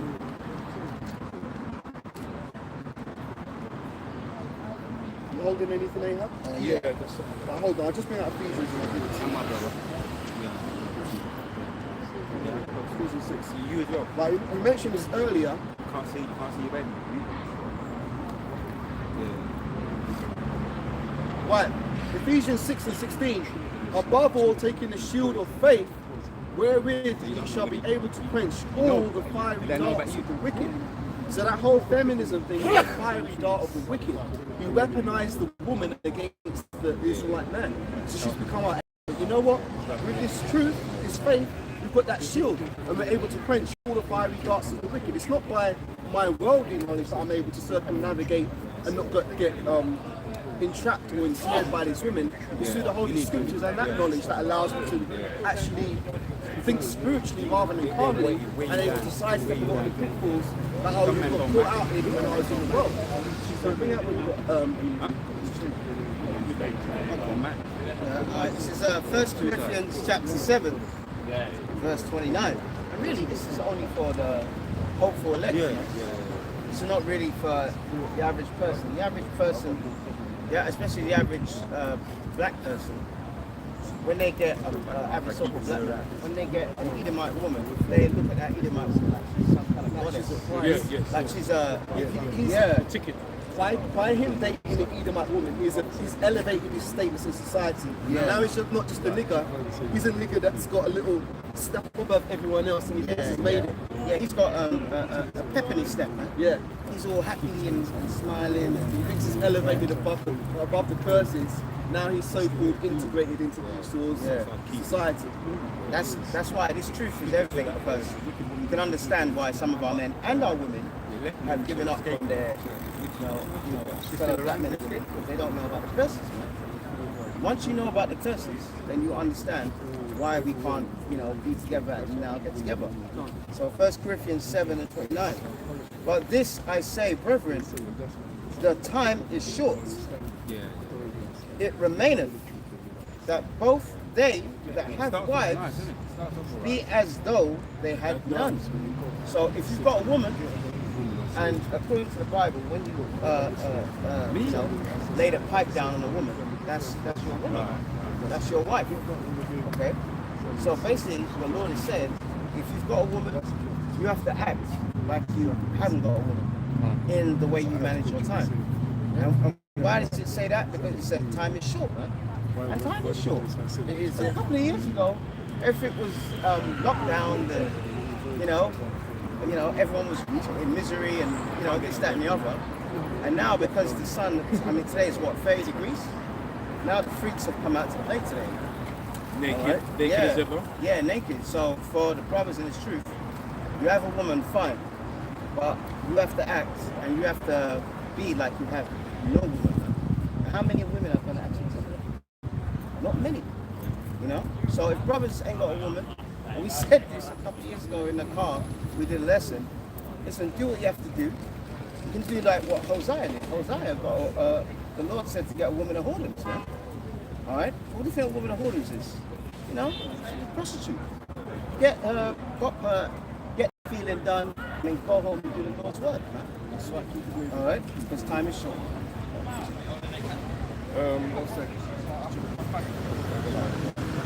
Ecclesiastes 25 verse 21. Stumble not at her beauty of a woman, and desire not her for pleasure. A woman, if she maintain her husband, is full of anger, impudence, and which reproach. Yep. A wicked woman abideth the courage, maketh her heavy countenance, and a wounded heart. A woman that will not comfort her husband in distress maketh weak hands and feeble knees. That's a great precept, because Esau knows that to a T. He knows that. That's why he's applied it, because that weakens nations. When you destroy, like if you want to get the man, use the woman to snare him up, man. and destroy the woman mentally and spiritually and emotionally, so she then destroys her man. So the men are made weak through the weakness of their women. Women are made strong by the strength of their men. See, Esau knows that.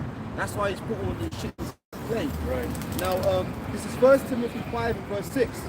But she that liveth in pleasure is dead while she liveth. And we were talking earlier about all these people who are not in the truth. They're in the ways of death. Now, if you ask most women, like teachers to stop women today, so what are you doing?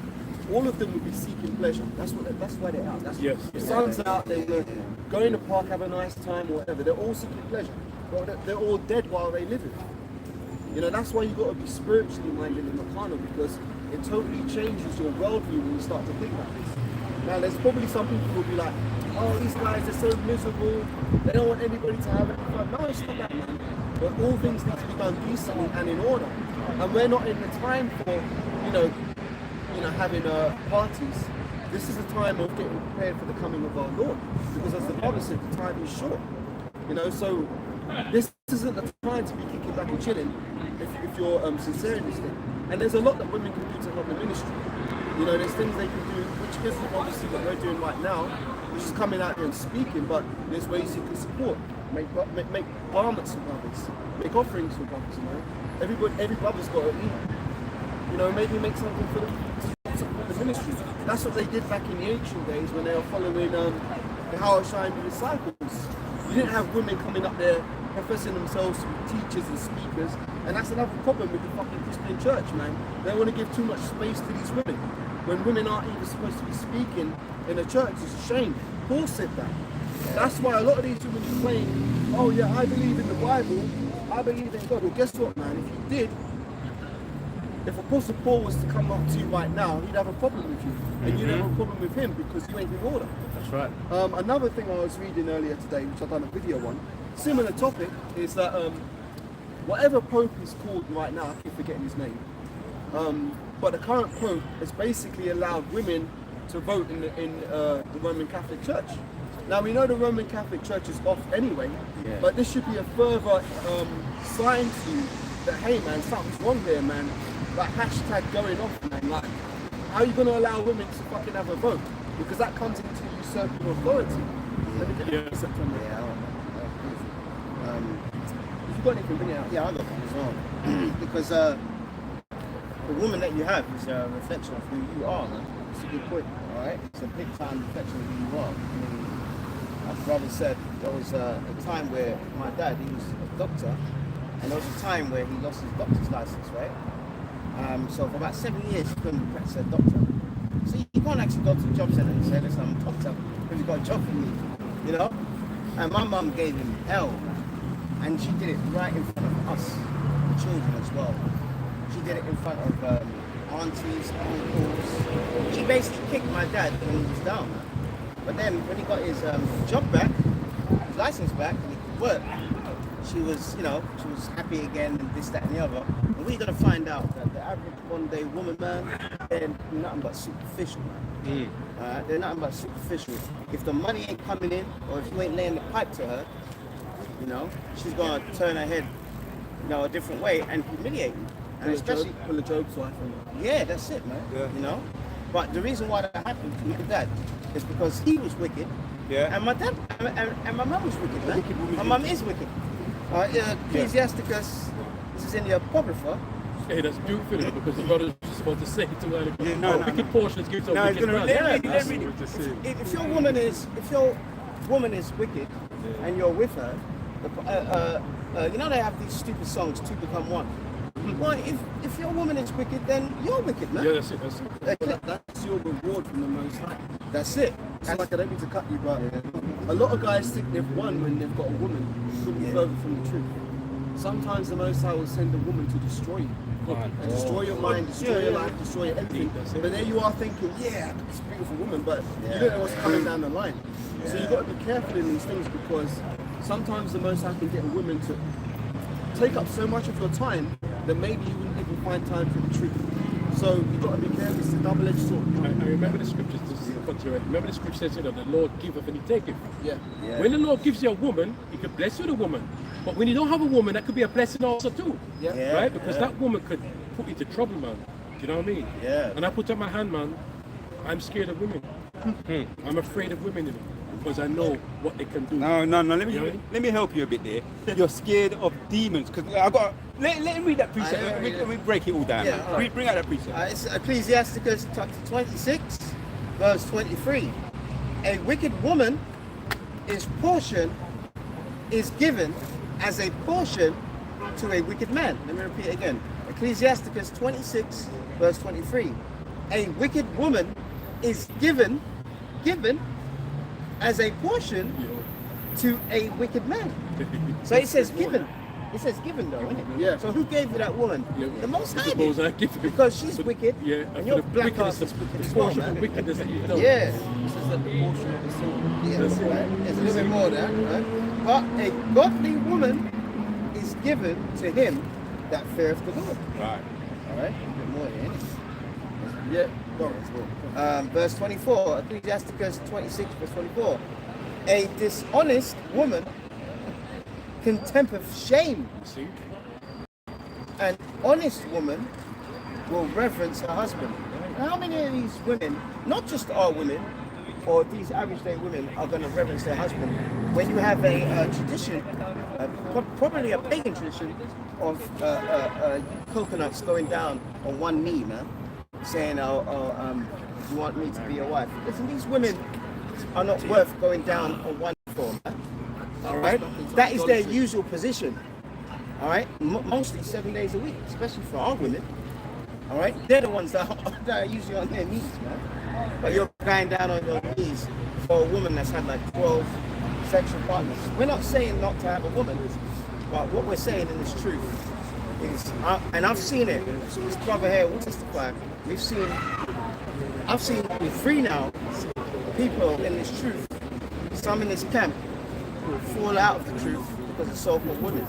And they're not worth it, man. Especially not this caliber of low-class women that we've got now. If I may, this goes back to idolatry. Exodus 20, verse 3. Thou shalt have no other gods before me. Thou shalt not make, jumping down to verse 5, thou shalt not bow down thyself to them, nor serve them, for I, Yahweh, thy God, am a jealous God. So when you're talking about these guys going down on one knee for a woman, what is that? That's essentially bowing down to your idol. You're not supposed to be doing that. So that's going off. But women love that because once you get down on one knee for a woman, you're basically, doing the Oliver Twist thing. Can I have some more? You're begging. They know you've got you, man. That's why they celebrate. You see them. I don't have Facebook anymore, but when you did, they're always running around going like this, showing their fucking engagement ring finger because they know they've just triumphed over a man. That's what a woman really wants. Yeah, and then she gets bored and it's on to the next victim. Yeah. You know? But just to back up, I have what he said. I'm not gonna stay on this topic. Just a quick one. Proverbs 31 and 10 says, "Who can find a virtuous woman? For her price is far above rubies." So the woman that or the demon that you're afraid of is the demon or the demons on the women today. In the kingdom, you ain't gonna be running from the women. You ain't gonna be having to play games with them, play chess. What move we're going to have to make now just to make sure that I don't be like all that simpy business and being a man, all that's going to go out the window. It's a game now, but so it's the demons you're afraid of, because virtuous woman is something that is hard to find. They're the women that we're gonna have them now. They're hard to find in the kingdom. They're going to be our wives, and it's going to be we're going to have to kick back. That's what I'm saying. It's going to be like when you see a lot of our women, and you speak to them and stuff like that, just know that before you, man, she's done everything under the sun. Most of these women, man. This 10, 20 years that have gone by has seriously corrupted our women. All right, I live in a mainly Asian area, and them Asian women are in order, man. Even if they're behind closed doors, they might be whores or whatever, but they're covering their head. Now it's hot and sunny, there's no mini skirts around. Do you get what I mean? Yeah. And you know what? I envy that, man. I actually find them much more attractive than these westernized harlots, man. All right? And that's what the Lord said will happen to our women. This is, you've got more gone. Yeah, Ecclesiasticus. So we're talking about what's it called? Nicki Minaj and who else? Beyonce and Meg Mallion or whatever her name is, Cardi B. The reason why Esau promotes these women, because when they first come into the industry, they're darker skin, they have a wide nose. As soon as their career kicks off, they get lighter. Yeah, lighter and lighter. Their nose gets thinner, you know? And you know why they do that? Like little Kim. They do that because they want you to be unhappy with the way you look. Alright? The Lord designed you that way. So Ecclesiasticus 9:4 says, use not much the company of a woman that is a singer. Alright? Lest thou be taken with her attempts. So those women that are R&B and soul women, like there's a film about Billie Holiday and she was a junkie. You know, she had a terrible life, man. And behind, sorry, go. Sorry, they say that the topical one, I don't feel the news last week. They said that STD is now its highest. Oh yes, yeah. They said that on the news the other day. That last week. They said this year STDs have gone through the roof in this country. You know, if there was a leaderboard, so those women that sing and gyrate like Beyonce and stuff, you go to a club. You know, you see her and she's wooing you, whatever. She's backing out. Yeah. We're not saying that you can't lay the pack down on her, but once you do that, just flee, man. You know, be like a Ethiopian or Kenyan runner and run away from that bitch. Or Yausa. Well, you know. Yausa in the Bible when he ran from Potiphar's wife. Yeah, there you go. You can do that. If I may, another point I want to make on this topic is the mindset. Because what Esau's done is corrupted the mindset of the women because he's got them focused on the wrong thing. Not just the women, but the men too, i.e. filthy lucre, i.e. FRNs, Federal Reserve notes. People perceive that to be money. And the trouble with women is that something that they're actually designed to do is to be attracted to power, right? So what they perceive in this world, Esau's told them, money is power. So therefore you've got these women who go through the education system thinking, oh well, I want power, so I need to get a good job. So let me go to college, let me go to university. And when they're going up in these universities, let me tell you, they ain't pretty. They're going up there claiming to mummy and daddy, yeah, I'm going to get an education. But really all those universities do is turn your daughters into harlots. Because they're running around, even these fucking, reference to these Asian girls who might walk around like, you know, they don't do that shit. Man, they'll go to university and they'll be fucking Jake, but they won't be going home and telling their parents they're doing it, because they do it behind their parents' back. So they go up there, become whores, and they come out of that. Obviously, when a woman becomes ran through by more than one man, she's already mentally fucked up. She comes out, she's got a good qualification, and then she's thinking, well, I need a man that's better than me, because naturally she's attracted to power. So she wants someone who's more powerful than her. But because she's got these qualifications, she's looking at guys who don't have a university degree as below her. So therefore she's like, well, he's below me, I don't want to deal with him. So it just goes on and on, and it becomes a situation where the women are focused on the wrong thing, but that's destroying the family. Because they're not really thinking, well, you know what, I need to be submissive. They're trying to be dominant. And it doesn't work. You can't have fucking two people driving a car. It don't work, you know. Someone has to be the passenger, someone has to be the driver. So when men cannot fulfill their role, they become what? Psychologically defeated, because they feel, oh, I'm not really a real man. You know, I haven't got things that a man should have. He hasn't got a woman by his side, so he feels lesser. So what you've got is an effeminate, broken down man and a masculine butch who can't be told nothing women. That society can't run like that, because that's not how the Most High ordained it to be. But Esau has done corrupted everything by bringing these things to pass. So, any precepts? Yeah. And that's absolutely right, because I went to university, I did HR and marketing. There's only 3 races of people in the UK where women earn more than the men. And it was Bengalis, Somalians, and Afro-Caribbeans who are Israelites. So that shows you that we're at the bottom, man. Yeah. All right? That shows you every other race, all right, the man earns more than the woman. There are only ones that don't. And when I was in uni, I wasn't in this truth or whatever. But when I heard that, it made a lot of sense because you just look at our community. Women are earning more than the men, but that's prophecy. Jeremiah 31 verse 42. How long wilt thou go about, O backsliding daughter? All right, and it says backsliding, meaning to really to go away from the Lord and His ways. Right? Yeah. All right. For the Lord hath created a new thing in the earth, and He uses weapon to do that, His sword. All right. The woman shall compass a man. So yeah. So the average one of even Gad. What's Gad? Even Gad. The Gadite women, the Native American women, are in much more secure jobs than the man. Yeah. That's why the woman looks at the black man and says, "Well, I'm earning more money than you. I don't need you." You know? Yeah. So that is an imbalance. That's why the kingdom's going to be beautiful. Everything is going to be balanced and in order in the way the Lord wants it to be. You know, like in Avengers when he goes, you know, we have to balance the universe, you know, all that kind of stuff. Well, all of that really is what how the Lord feels. He has to rebalance things back to the way He designed it.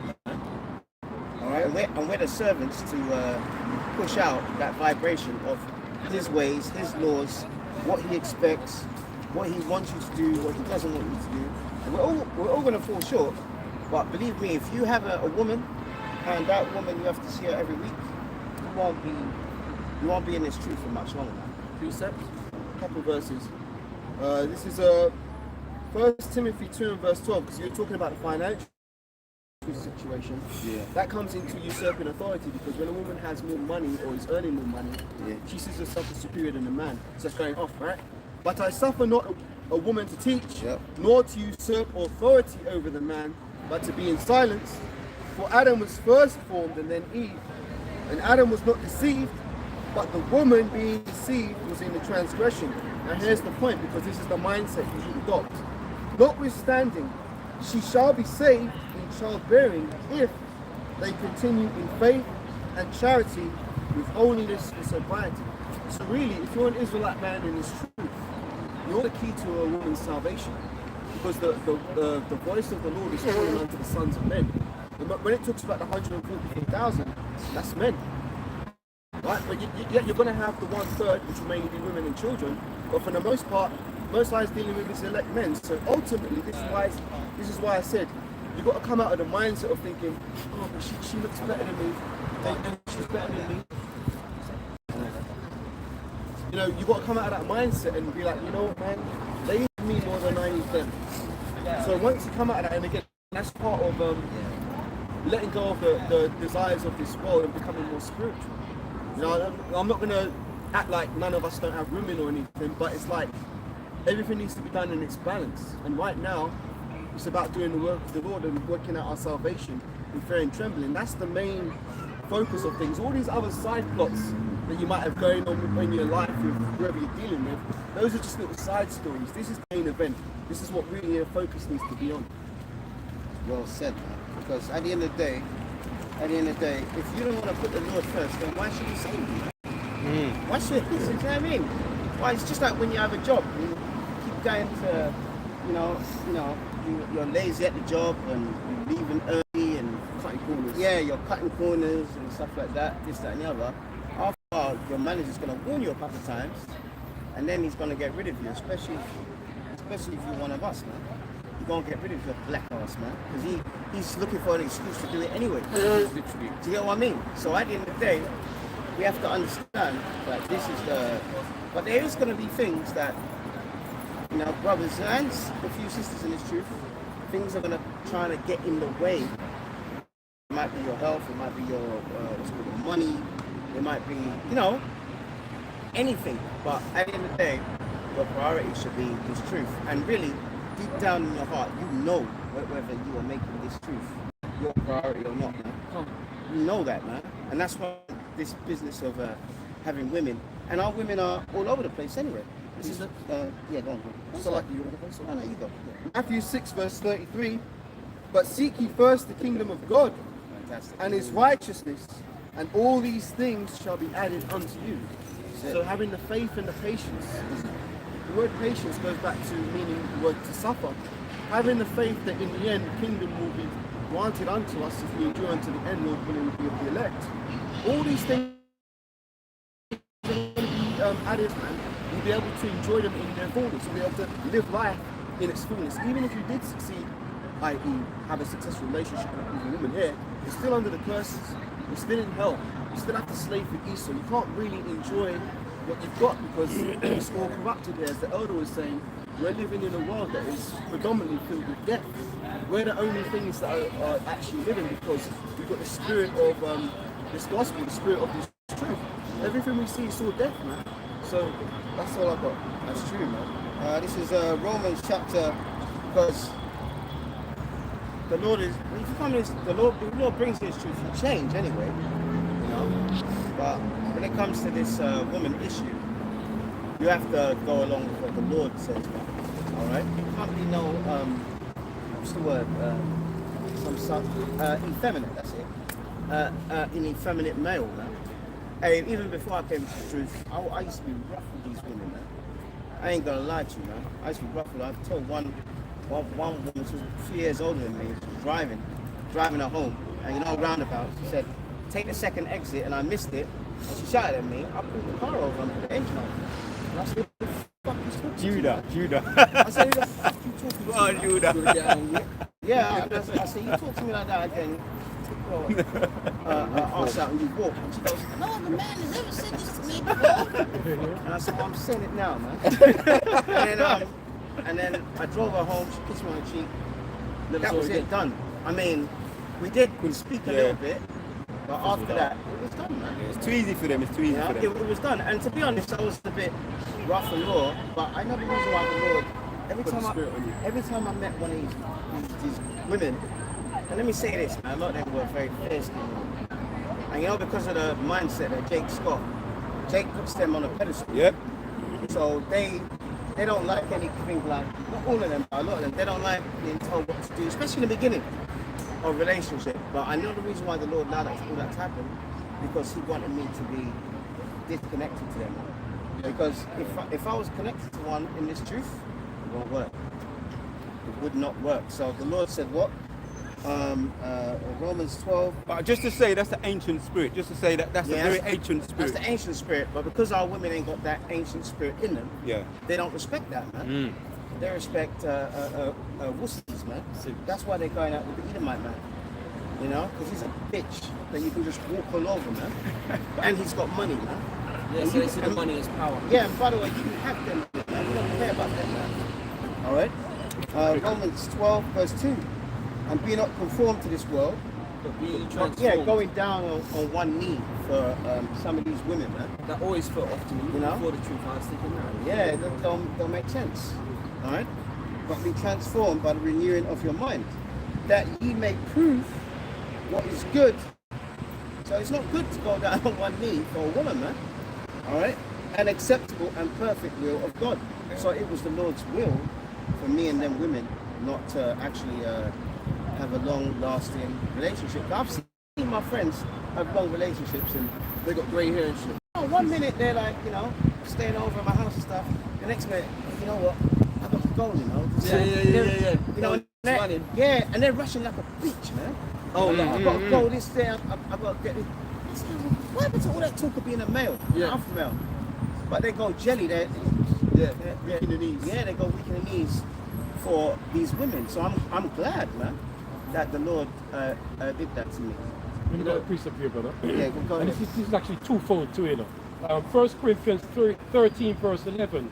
When I was a child, I spake as a child. I understood as a child. And I thought as a child. But when I became a man, and the only time you become a man is when you come to the truth. Like what you're talking about now, you're acknowledging now what you've been, what you've done in the past. You know, we all simped a little bit in the past.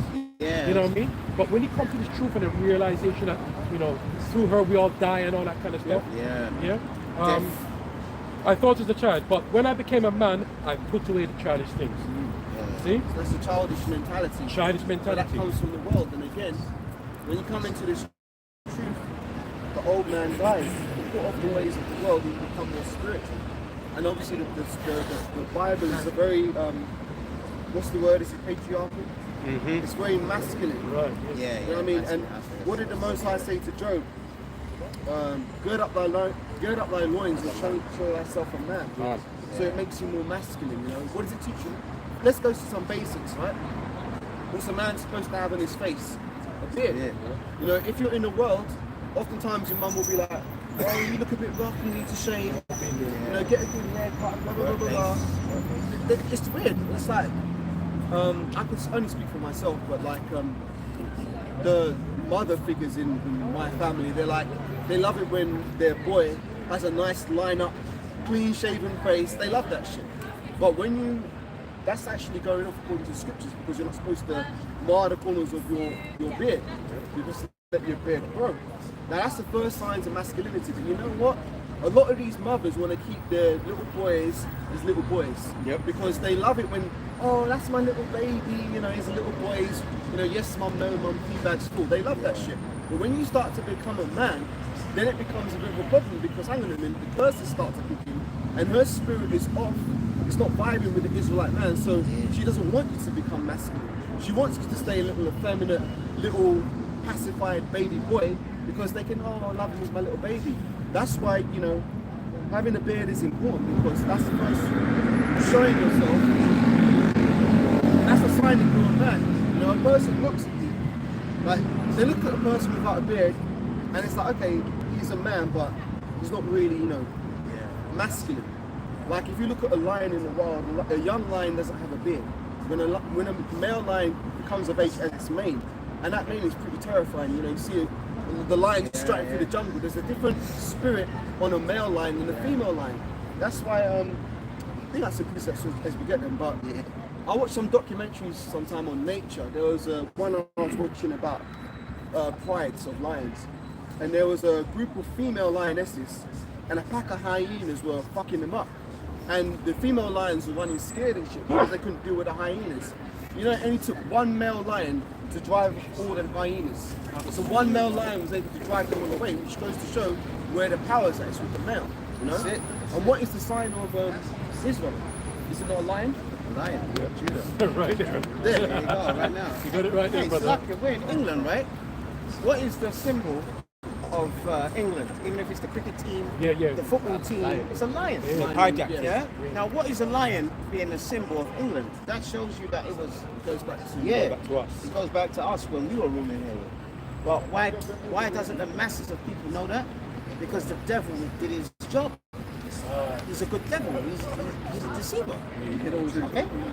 Everyone thinks the Knights Templars were Esau, man, going up to Jerusalem. The first traveling checks were made by them. They were trying to find what the Holy Grail, you know, the cup that Yahushua drank with in the Last Supper. As if they had some spiritual power. Yeah, but they did it for disingenuous reasons. But at least in that Middle-Age period, our women were somewhat in order. They're not in order no more, man. This is Amos 7:17. Therefore, thus saith the Lord, thy wife shall be a harlot in the city. I wonder why it says the city. Sex in the City. Oh, that's exactly another one. Yeah. Breaking the minds of women. And by the way, they got a new version of that coming out now. I don't even know. Yeah, it's called Sex City something, this, that, and the other. And they're all old, wrinkly, Still running around like they're price material. yeah, cracker women, man. And it says, and thy sons and thy daughters shall fall by the sword. And modern day sword is what? A knife, a gun? That's exactly what's happening right now. Right here in the UK, we've got Jake stabbing each other up. Yep. So, drill music, murders. There was a program about Tottenham the other day, and it was shameful, man. I actually felt embarrassed, you know, that you monkeys are doing so much crime, man. You know, that's why it's gonna be beautiful when those military police come in, they're gonna bust down your door and they're gonna kill you, man.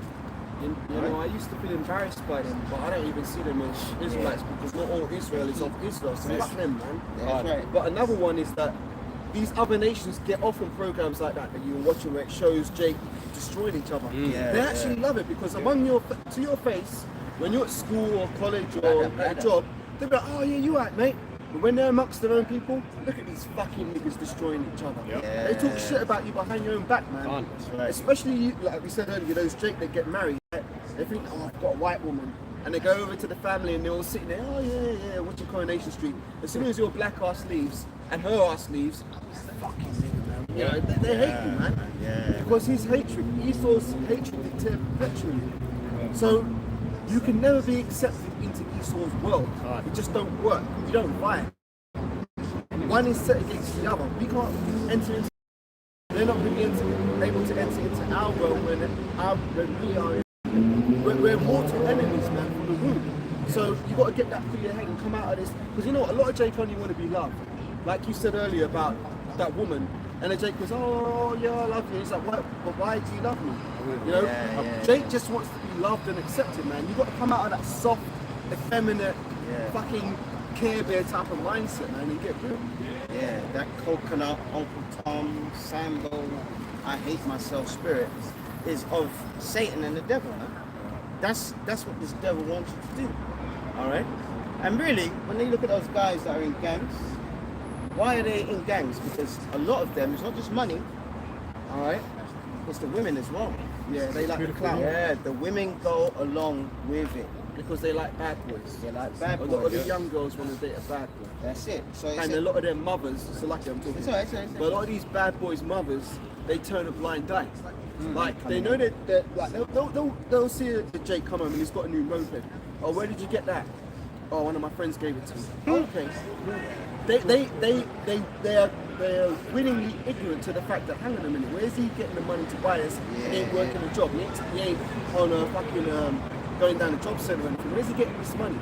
So they want to believe that, oh, he was a good boy. I'll tell you, man, when you see these fucking mothers crying on the news, man, and they're like, oh, why did you take my son? He was a good boy. Nah, man, you weren't a good boy, because if he was a good boy, he wouldn't have received that judgment from the Lord. That's right. And I can speak, it's kind of like hitting home a bit, because I had that in my family. You know, I had one of my cousins get fucking stabbed up and died, and I knew what he was into, but you try and tell that to my aunties and shit. No, the police, they framed him, they're making up this blah, blah, blah, blah, blah. No, man, he was wicked, he was doing all kind of madness, and the Most High took him out. Well, precept, yeah? Bring it out, This is 1 Timothy 2 and 11 says, let the woman learn in silence with all subjection. Yeah? 12. But I suffer not a woman to teach nor to assert authority over a man, but to be in silence. Now today, this is what you call this is old fashioned. This is old fashioned. You can't go by all this. Is old fashioned, yeah. For Adam was first formed, then Eve, and Adam was not deceived. Woman being deceived was in questions. Was in No, but he's not in the camp, so you can't answer questions. was in transgression. I read that again. And Adam was not deceived, but the woman being deceived was in transgression. Women are gullible, they're easy to manipulate. As you were saying about, they don't ask questions. Now, if the man comes, let me just say this. Women, they actually will tell you they like sex and drama. They don't care about the goody two-shoes. The goody two-shoes ain't bringing that, the drama. So if you get down to the brass knuckles about it, the bad boy is bringing in the money, he's taking her, giving her what she wants, the drama, living on the edge. I'm a little bit too good from experience. Living on the edge. They don't care. They don't care. They don't care. You know, you got what you got. You can show them a nice time. It's all about today. They don't think of the past, present, and future. Yeah. Spiritual man is planning and for a better future. So this is why it's so dangerous. We saw what happened to Kanye West. He bowed down to his woman. He literally, it's on the series. Kim Kardashian, he bowed down to her, married, put on the ring and everything.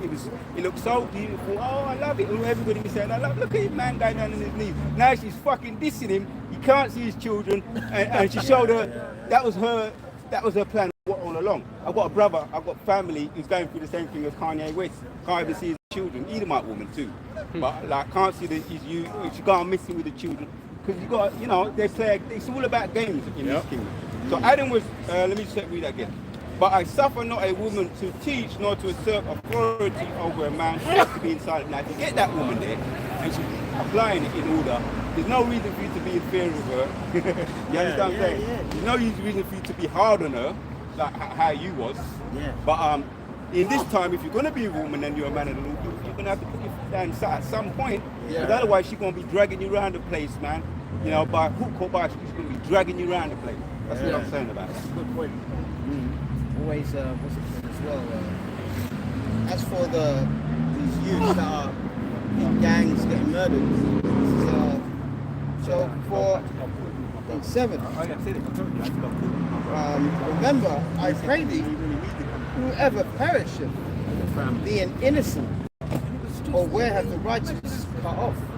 So when someone dies, especially by the sword, they're not innocent. Exactly. They're paying for what they did in their previous life. Just like how we are, whether it is sicknesses or poverty or drama that we're going through, is because of the wickedness we did in our past life. And that's something that brothers should actually cherish to know, man. Because the biggest thing that our people say, especially in West Africa, is why are we suffering? Yeah. Why me? Why? Well, the Lord has opened our eyes to reveal why. Exactly. Once you know why, then you know the actual, okay, that's the reason why the Lord is doing this to us. Now, what's the solution? Yeah. Beautiful, man. That requires a logical thought process, and the Most High didn't bless everybody to have a thought process which can connect dots or think in a logical manner. That's just how it is. A lot of people can't, they can see the information, but they can't connect the dots.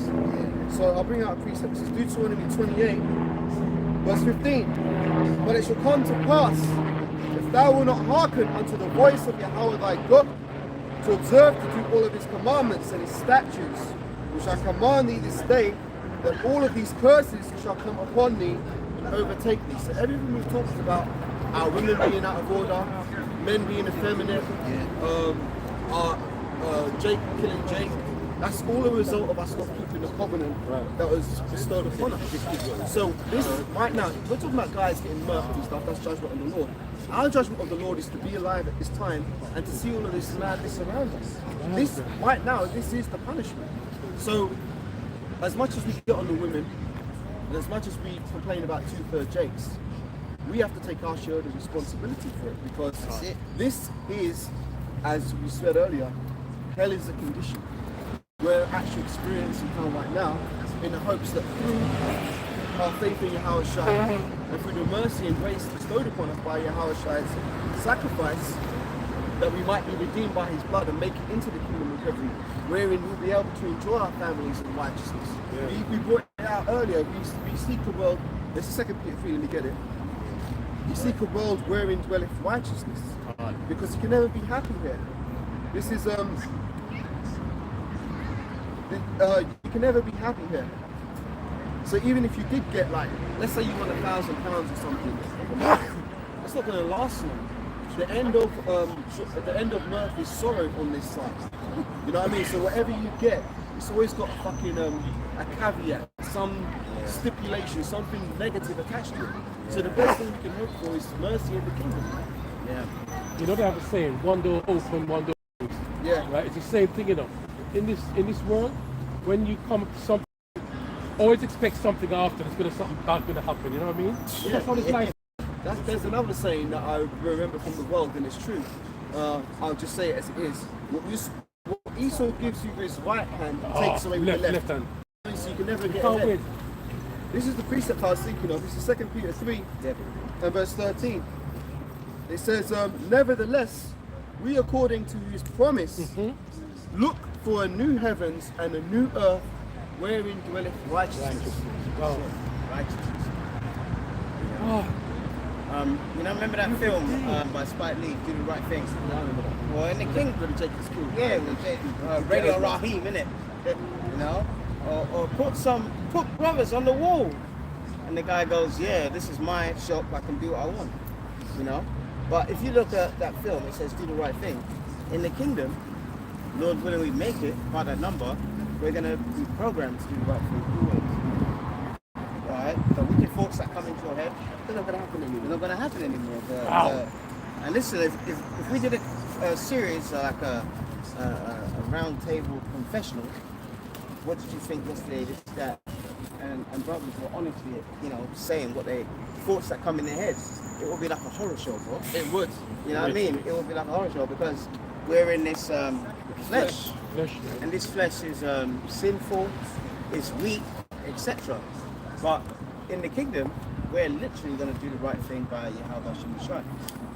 Not by him or I do right by him or her. No, we're going to do right by the Heavenly Father that created everything. And that's going to be natural. And it's going to be natural. Natural. Yeah, so you know like how a baby comes out of the womb and it's Yes, crying? yes. The reason why a baby comes out of the room crying is because where's the place of judgment? Here, under the sun, man. And it knows it. Yeah, and it knows it. Like that film that he was talking, when the baby comes out. Oh, yeah. Yeah, and he goes, oh, put me back in, put me back in. You know? I don't want to be here. And that was a cracker baby, man. Wow. How much more you Jakes, man? Being down this place. But If I may add to what you're saying, I was going to say something. Okay, so Joe, I remember watching this comedy. I can't remember, it's years ago, right? Oh, this woman, she was an alcoholic. And she had a baby. And when the baby came out, the baby says, "Where the liquor at? Where the liquor at? Where the liquor at?" got used to that. Yeah. So it went to the baby, man. She was an alcoholic, and it went to the baby. Yeah. And the baby, the baby didn't even cry, you know. The baby goes, "Where the liquor? Where the liquor?" I've got baby. Yeah, babies, they cry when they come out of the womb. But it's funny because if you listen to what they say, they're speaking Hebrew. Abba, Gada.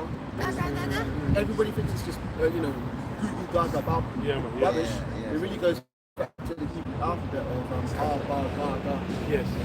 and so on and so forth. Yeah. But there was a point I wanted to make about, shit, it's gone out my head. Keep talking. That's It goes back. Alright, yeah, and I was just going to say that, remember, we all, we said this a couple years ago. Oh, yeah. It just came back to me. We were talking about not sinning in the kingdom. Yeah. What it's going to be like is, imagine you had someone who was sick and they had like a leg that had a wound that had gone infected. Yeah, infected. Yeah, It was really bad, like they had gangrene or something. And it's going to infect the rest of the body. They'd be like, you know what, man? We're going to have to amputate the leg, unfortunately, otherwise the sickness could spread. What that's going to be for us, like in the kingdom, is these physical bodies we've got now, they're going to be amputated from our spirit, and we're going to receive new bodies that aren't going to be subject to sin. So it's going to be like cutting off that decaying, rotting part of the body that was causing us sickness. We're going to be completely changed. So it's going to be a completely different. I mean, imagine waking up and actually being able to think straight and not being distracted by an off thought. Imagine that's going to be a level of peace we never experienced, because even like you might be chilling at home, maybe you're watching TV or some shit, and you see a guy with his wife sitting there. You're thinking, oh, she's pretty. That's an off thought because that's someone else's wife. You're never going to have that thought in the kingdom. So we've never really experienced that level of peace because we're always tormented by the flesh. The flesh warreth against our spirits, man. Because our spirits wants to do right. That's why we're standing here right now. Our spirits are inclined to try and do the right thing, but our flesh causes us to go off. Even though we're in the truth, we sin every day. So that's my point. That's true, man. And don't let anyone that says otherwise, they're liars, man. Alright? If they're in this truth, they're liars, alright? This is Matthew chapter, came out before, but it's true though. Matthew 6:33. But seek ye the kingdom of God and his righteousness, And all these things shall be added unto you. So healing's gonna be added unto us. Being of a sound mind's gonna be added unto us. We're gonna have women. We're gonna have multiple wives, man. You know what I mean? Yeah, brothers might not be able to get one woman, but we're gonna have loads, man. We're gonna have the other heathen women, all right, and they're gonna be on subjection, and they're gonna worship us like gods, man. damn. All right? Damn. We are going to be gods. Yeah, we are gods. Point blank period. Hey, we're gods now, man, but we're dying like men. Yep. And rightfully so, because of our sins. So, what we're involved in is mind-blowing, man. Exactly. That's why it scares the shit out of me when I do something wrong, man.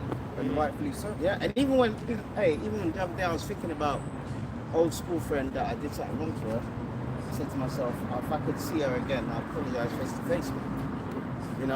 That's the kind of spirit that you have to be in this truth, man. And you have to be really scared of the Lord's judgment, because believe me, the Lord he's zombified our people. They don't care about this. You know? That's because they've become spiritually dead. Yeah. You know, and no amount of what did it say? He that wander without the way of understanding shall remain in the congregation of the dead. So that's their lot, unfortunately, because that's just the way the Most High set it up. He's not dealing with everybody right now. Yes, he's dealing with Israel, but he's only dealing with the elect.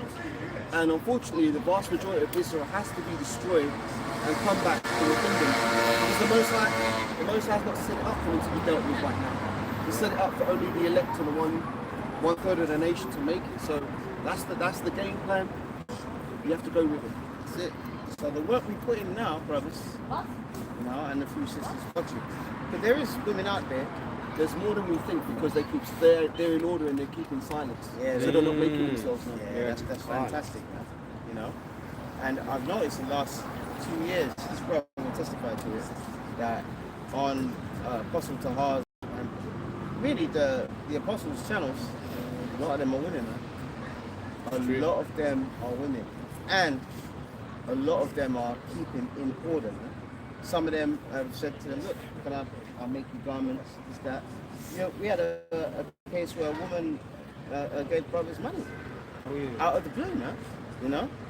So this is Matthew 16, verse 19. So what we do here now, regardless of the things we're going through, all right? Regardless of all the things we're going through, what we do, the energy we put in, that's what we're going to reap.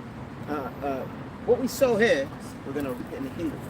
And just to add to that, if I may, to give credit where it's due, there have been women that have come up and brought us food and stuff like that. So may the Most High put blessing upon the sincere women who have actually helped brothers, be it at camp or in your everyday lives. You might have some woman who just does something nice to you. Yeah. You know, what did the scripture say? Whosoever gives one of these little ones a cold cup of water to drink, That's right. trying to know wise lose their reward. So just putting it out there. And that's in general, that's a nice thing to do for any person, but to do for men of the Lord, oh my gosh. Yeah. Imagine how many points in your spiritual bank account. Not that you do it for that, but you get what I mean? It all adds up. It's Matthew 16 and 19. And I will give unto thee the keys of the kingdom of heaven. And that's why you got to know the Lord's name and his son's name, man. And my friend keeps saying he's Yahuwah. Just said to him, you know, and he's so stubborn about it. But you know what? I don't go on about it no more. You know why? The Lord's put that spirit on him. Fine. And he was the first person to tell us that we're Israelites in uni. And I just ignored him, man. But the Most High put him on his understanding. Yeah, He let him know that little part, but he prevented him going for any further. Yeah. What did the scripture say? Wisdom will not dwell in a malicious soul, nor enter into a body that's subject unto sin. So there's something about that guy that has made him rejected of wisdom. I don't know what it is. Maybe he's done something in his past life or whatever, but that's why the cap has been put on him to not go any further in this truth. But maybe he was just set up as a vessel to pique your curiosity in this truth and bring you in. Because this is the thing. What did Peter talk? Was it Peter or Paul? Talked about lest I should be a castaway. Paul talked about Paul. So that guy there, he got a little bit, but was passed away. Yeah. Even one point he told me that Edomites can be saved. As soon as I heard that, I said, this guy's out of his mind, man. Edomites can be saved. Yeah, where's your backup for that, man? All right. I will give unto thee the keys of the kingdom of heaven, and whatsoever thou shalt bind on earth shall be bound in heaven. Whatsoever thou shalt loose on earth shall be loose in heaven. So the work we put in now is what we're gonna get, and we're gonna get tenfold, man. So it's worth it. Earlier today, I'll tell you, you know when you are sleeping, and you know your sleep gets interrupted, and you don't want to go to the toilet or whatever. I wanted to go back to sleep, man. I'm saying I've got sleeping problems anyway. I really wanted to go back to sleep, and then I started having pain and that. By the time I got out of pain, then I had to come here. You get what I mean? But you know, Lord, why this, that, and the other? But when I'm here now, it's like what's that thing? You know, you have like your phone and it's dead. You have to recharge it. Oh, you got a battery in your back now? Yeah. So I was even driving here, man. I was like monotone, man. You know what I mean? Just zombified. Yeah, just just flipping emotions. zombified, thinking of all the problems that now I'm here. I'm just like, Good recharge. energy, yeah. You know what I mean? Go home and Yeah. do some spiritual boxing, man. But that's true because this is the fountains of living water. You know, it's like your spirit is probably thirsty and you're like, and when you come here, you get, you know, reinvigorated. I've had that too, man. Yeah. That's why I love being around brothers, man, because the people in the world, they have the opposite effect. They just like drain you. They're like emotional vampires. They'll just suck all the life out of you. You come to the truth and start doing the work, precepts start flying, your mind starts getting active again, you start feeling a bit better. That's why it's like, this is our little recharge point for the week. It's our docking station. Yeah, docking station. Yeah, this is our docking station, and we're all plugged in. While these sheep, they're all plugged into the matrix, man. They actually think that this country's going to get out of the recession that it's in. You know what I mean? They don't understand that the next thing to happen is an economic collapse.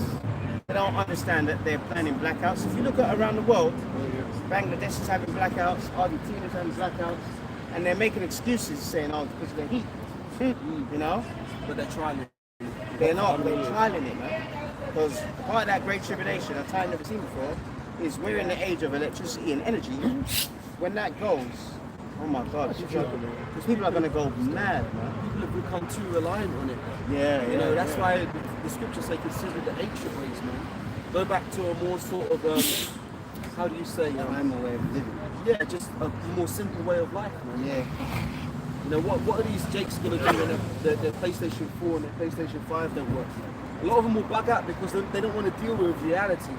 A lot of them are so addicted to these video games that they use that to escape reality. But then when they start having to do with the real world and they can't escape to their game world, they're like, I can't take it. And a lot of people want to off themselves. Well, we talk about video games, we've got mobile phones. Exactly. You need power to charge your phone. It's only for certain. Yeah. You can get something that charges or you wind it up. Yeah. You know, we look at old-fashioned ones, you know, but And that's going to affect a lot of women too, because a lot of women have become dependent on the fact that I'm just a phone call away from somebody. When you're not a phone call away from somebody, you're actually like, shit, you know, how am I going to find this person or that person? It's going to be a different ball game. Yeah. Different ball game. It's going to be a whole different ballgame. So, This is the third time I brought this out today, but for some reason this scripture's just on my spirit today, so I'm going to bring it out again. Hebrews 6 and verse 10. For God is not unrighteous to forget your work and labor of love which you have shown towards his name, in that you have ministered to the saints and do minister. So what we're doing is not in vain, man. And you know, I've got the faith to believe it, so I don't really doubt. But I'm just saying, it's like sometimes one might think, oh, no one's listening.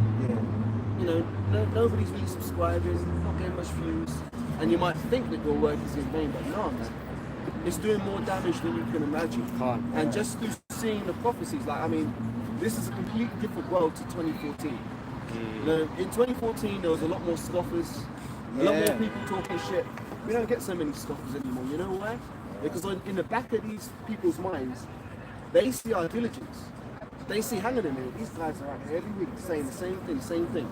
We've not changed our doctrine, but yet the world has changed. And the world has aligned further and further in line with prophecy.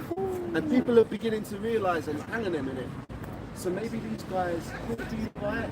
You know, a lockdown was beautiful because that smacked. That smacked the pride out of a lot of people's faces, man. They never thought that things could be locked down and they can't go out of their house and do all this shit. go back to But they're not so cocky anymore. it's lucky. You can't say that the majority, yes, but there's a lot of people that are wide awake to what's really going on. These people that are going, say, you know, folk park, clubbing, whatever, they have no idea that hell's coming. But there's many people online that are actually, day by day, week by week, bringing out the sinister plans of these governments, man. Well, that's why Esau is going so hard on medical misinformation and censorship on YouTube and Google. If people weren't waking up to these things, they wouldn't have to have fact checkers on social media and be deleting people's videos. Here's a funny one, man. On my old channel, I still get notifications from it, so Dead to This World 1. I must have done a video like years ago, or it must have been during lockdown, and now they're striking that video. Oh, I got a notification just a few days ago. Oh, your video has been taken down for medical misinformation. I'm like, motherfucker, that was like 2 years ago or whatever. Why are you so scared? Is it about the pandemic? Yeah, during lockdown, C-19, you know, the truth about the pot shot and stuff, things like that. They're still going through them old videos and trying to fucking censor that shit. I'm like, well, hang on a minute. You have your fun with that. The spirit's moved on. We're talking about new stuff, but the fact that they have to go back and try and cover up that find truth, something. exactly, they're against truth. It's true. So if what we were saying wasn't true, it wouldn't be a threat to them. So even that in itself should boost your faith, because you got to ask yourself, why is Esau taking the Bible out of use? Well, because in order to bring in this transgender thing, that needed to be off the scene. So the Bible was a threat. So if the Bible's a threat, there's got to be some validity to it. You know what I'm saying? It only adds up. If this book was like just fairy tales, as some people might try to say, there'd be no need to be trying to suppress the word. And even just on a regular day-to-day thing, you see the spirit in people when you bring out this word to them. Either it cuts them, or they get offended by it. I mean, if this had no power, you wouldn't be seeing them kind of reactions in people. So, you know, it just further proves that what we're holding on to is very spiritual and it's very special, and we're blessed to be able to have this knowledge, man. I got one. Bring it up. Wisdom of Solomon, chapters 3 and 4 says, for though they be punished in the sight of men, yet is their hope full of immortality. Yeah, carry on. And having been a little chastised, they shall be greatly rewarded, for Yahweh proved them and found them worthy for himself. Beautiful. As gold in the furnace hath tried them, and see them as burnt offering. Right. So yeah, man, we're chastised right now. You know, I can tell you, give you a list of my week and all that. But it says a little chastised, we should be greatly rewarded. Yeah, because the Most High is proving us. So all what we're doing, what we've been through, you know, we can go in, we talk about all the collectively, individually, Most High hasn't, everything's been jotted down up there in the heavens. Yeah, there's nothing that's been unaccounted for, be it good or bad. Yeah. So everyone that's ever wronged you, everyone who's ever done anything good to you, it's all accounted for, man. It's all accounted for, and it's all going to be brought into balance when Yahushua comes back, because he said, my reward is with me. That's Revelation 20. Hang on, let me get it. Well, we have to, but before that, the Lord, I remember, is it 1 Peter 4:17? The Lord says he's going to judge the house of God first. Oh, judgment should start at the house of Israel. Which means people like us that know that they're Israelites, man. You're professing to be Israelite, going out on the street, teaching people that their chip is an embargo and all this madness. All right, you won't get dealt with, man. All right, and that's why we have to be on our game so we don't get that same judgment. I don't want to be in the same reject things then. Yeah. Okay? And they're guilty of adding to the word, because the scripture didn't tell you what the mark is. They're coming with all these other bugged out. See, there's all these other bugged breakdowns, they create other doctrines which cause people to be further confused. But the Lord's not the author of confusion. You know, so all this madness is just adding to the word, and how should I read that, man? So let me just bring this one out if I may. This is Revelation 22:12. And behold, I come quickly, and my reward is with me, to give every man according as his work shall be. So we have to have faith in these words, man, because Yahushua is not going to lie. He said, I'm coming and my reward is with me. So if we've been sincere in doing this thing, making our bodies a living sacrifice and doing the best we can with the that's appointed to us, he's not unrighteous to forget our work and labor of love, man. He's got to keep to his word, man. You know, to what we want the Lord wants to. Doesn't it say in the scripture that it's in the Lord's great pleasure To give the saints security. That's beautiful, man. I forgot that one, so yeah. Before that glory, before that peace, hell has to come first. Hey, we're already living in hell, but we overcoming it, brother. We overcoming it. yeah, but this collapse is coming. It's going to be this is Matthew 24:21. For then shall be great tribulation, such as was not since the beginning of the world to this time, nor ever shall be. So it's going to be the worst time in history, man. So you got all your electronics and stuff like that, but when the blackouts happen, EMPs, what's it called? Electric, yeah. Right now they're practicing it around the world, Bangladesh, Argentina, places that this, that, and the other. But soon it's going to be like that for a very long time. So our faiths are going to be tested now. All right. If I may say something, because I was talking before about the fact that this word is powerful and it's having an effect, and you can see it when you're in it and you apply these scriptures and you see the reaction of people. It further increases your faith in what we've got in the truth, right? I'm just going to give a brief testimony. You might remember this a week or two ago when I was at the other camp with the other elder. We were teaching and an Edomite came up and he was looking all like uncomfortable about what we were saying. Then he goes, but you should, Martin Luther King said you should judge a man by the content of his character, but not the color of his skin. Yeah. So he was cut because we were talking about Esau going into slavery and all this shit. So now he wants to come around and throw Martin Luther King at us as if he can pacify us and put us back into that. You know the what? He's right. He's absolutely right. You should judge a man by the character. No, he is right. Yeah, and that's what's going to happen. But the Most High is going to judge Esau according to his character, and he has to pay for what he's done. So that's the beauty of it. No, but what I was saying was this, because you know, like Esau gave us these color codes, right? And no one's black or white. So it's not even about that. It's really about what you think this needs. Can't. That's it. Yeah, it wasn't about his flesh, his flesh was just the mark and the Most High put in it. But you can get Edomites, you can get Israelites. Look, you can get Israelites who have leprosy, so they might look like the other nations, but you know, we've got brothers like that in the truth. But my point is that Esau was getting cut to the heart by what we were saying. And it was beautiful because, you know, sometimes the Most High throws you a little bone like that, like, you know, and you've got that Edomite, so you can see that the word's cutting him. So yeah, man, that further increases our faith when we see the reactions of the people that this word has on them. Because the scriptures say, I'll give it to you in a second. The scriptures say the word of the Lord is quick and powerful and sharper than any two-edged sword. So when you cut someone, it's real, man. It's deeper than any physical cut they can get. You cut them in the spirit. Hey, Salaka, that's why over there in Richmond they wanted to kill us. They were throwing they're throwing eggs at us from the roof garden, because what we were saying was cutting them. All right, this is 1 Corinthians 6:2. Do you not know that the saints shall judge the world? And that's what we're waiting for, man. First we're waiting for Yahushua to come back, you know, but then we want payback. We want real justice. We're never going to get that in this kingdom while this level's at the top, you know, okay? And if the world shall be judged by you, are ye unworthy to judge the smallest matters?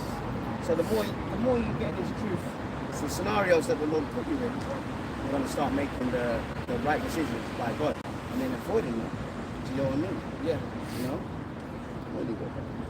Shalom. And praises be to Yahweh. Yahweh, Bashem, Yahushai, Bashem, Barakadash.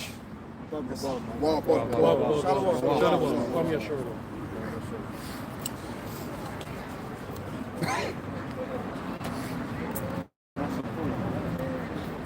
What's earlier?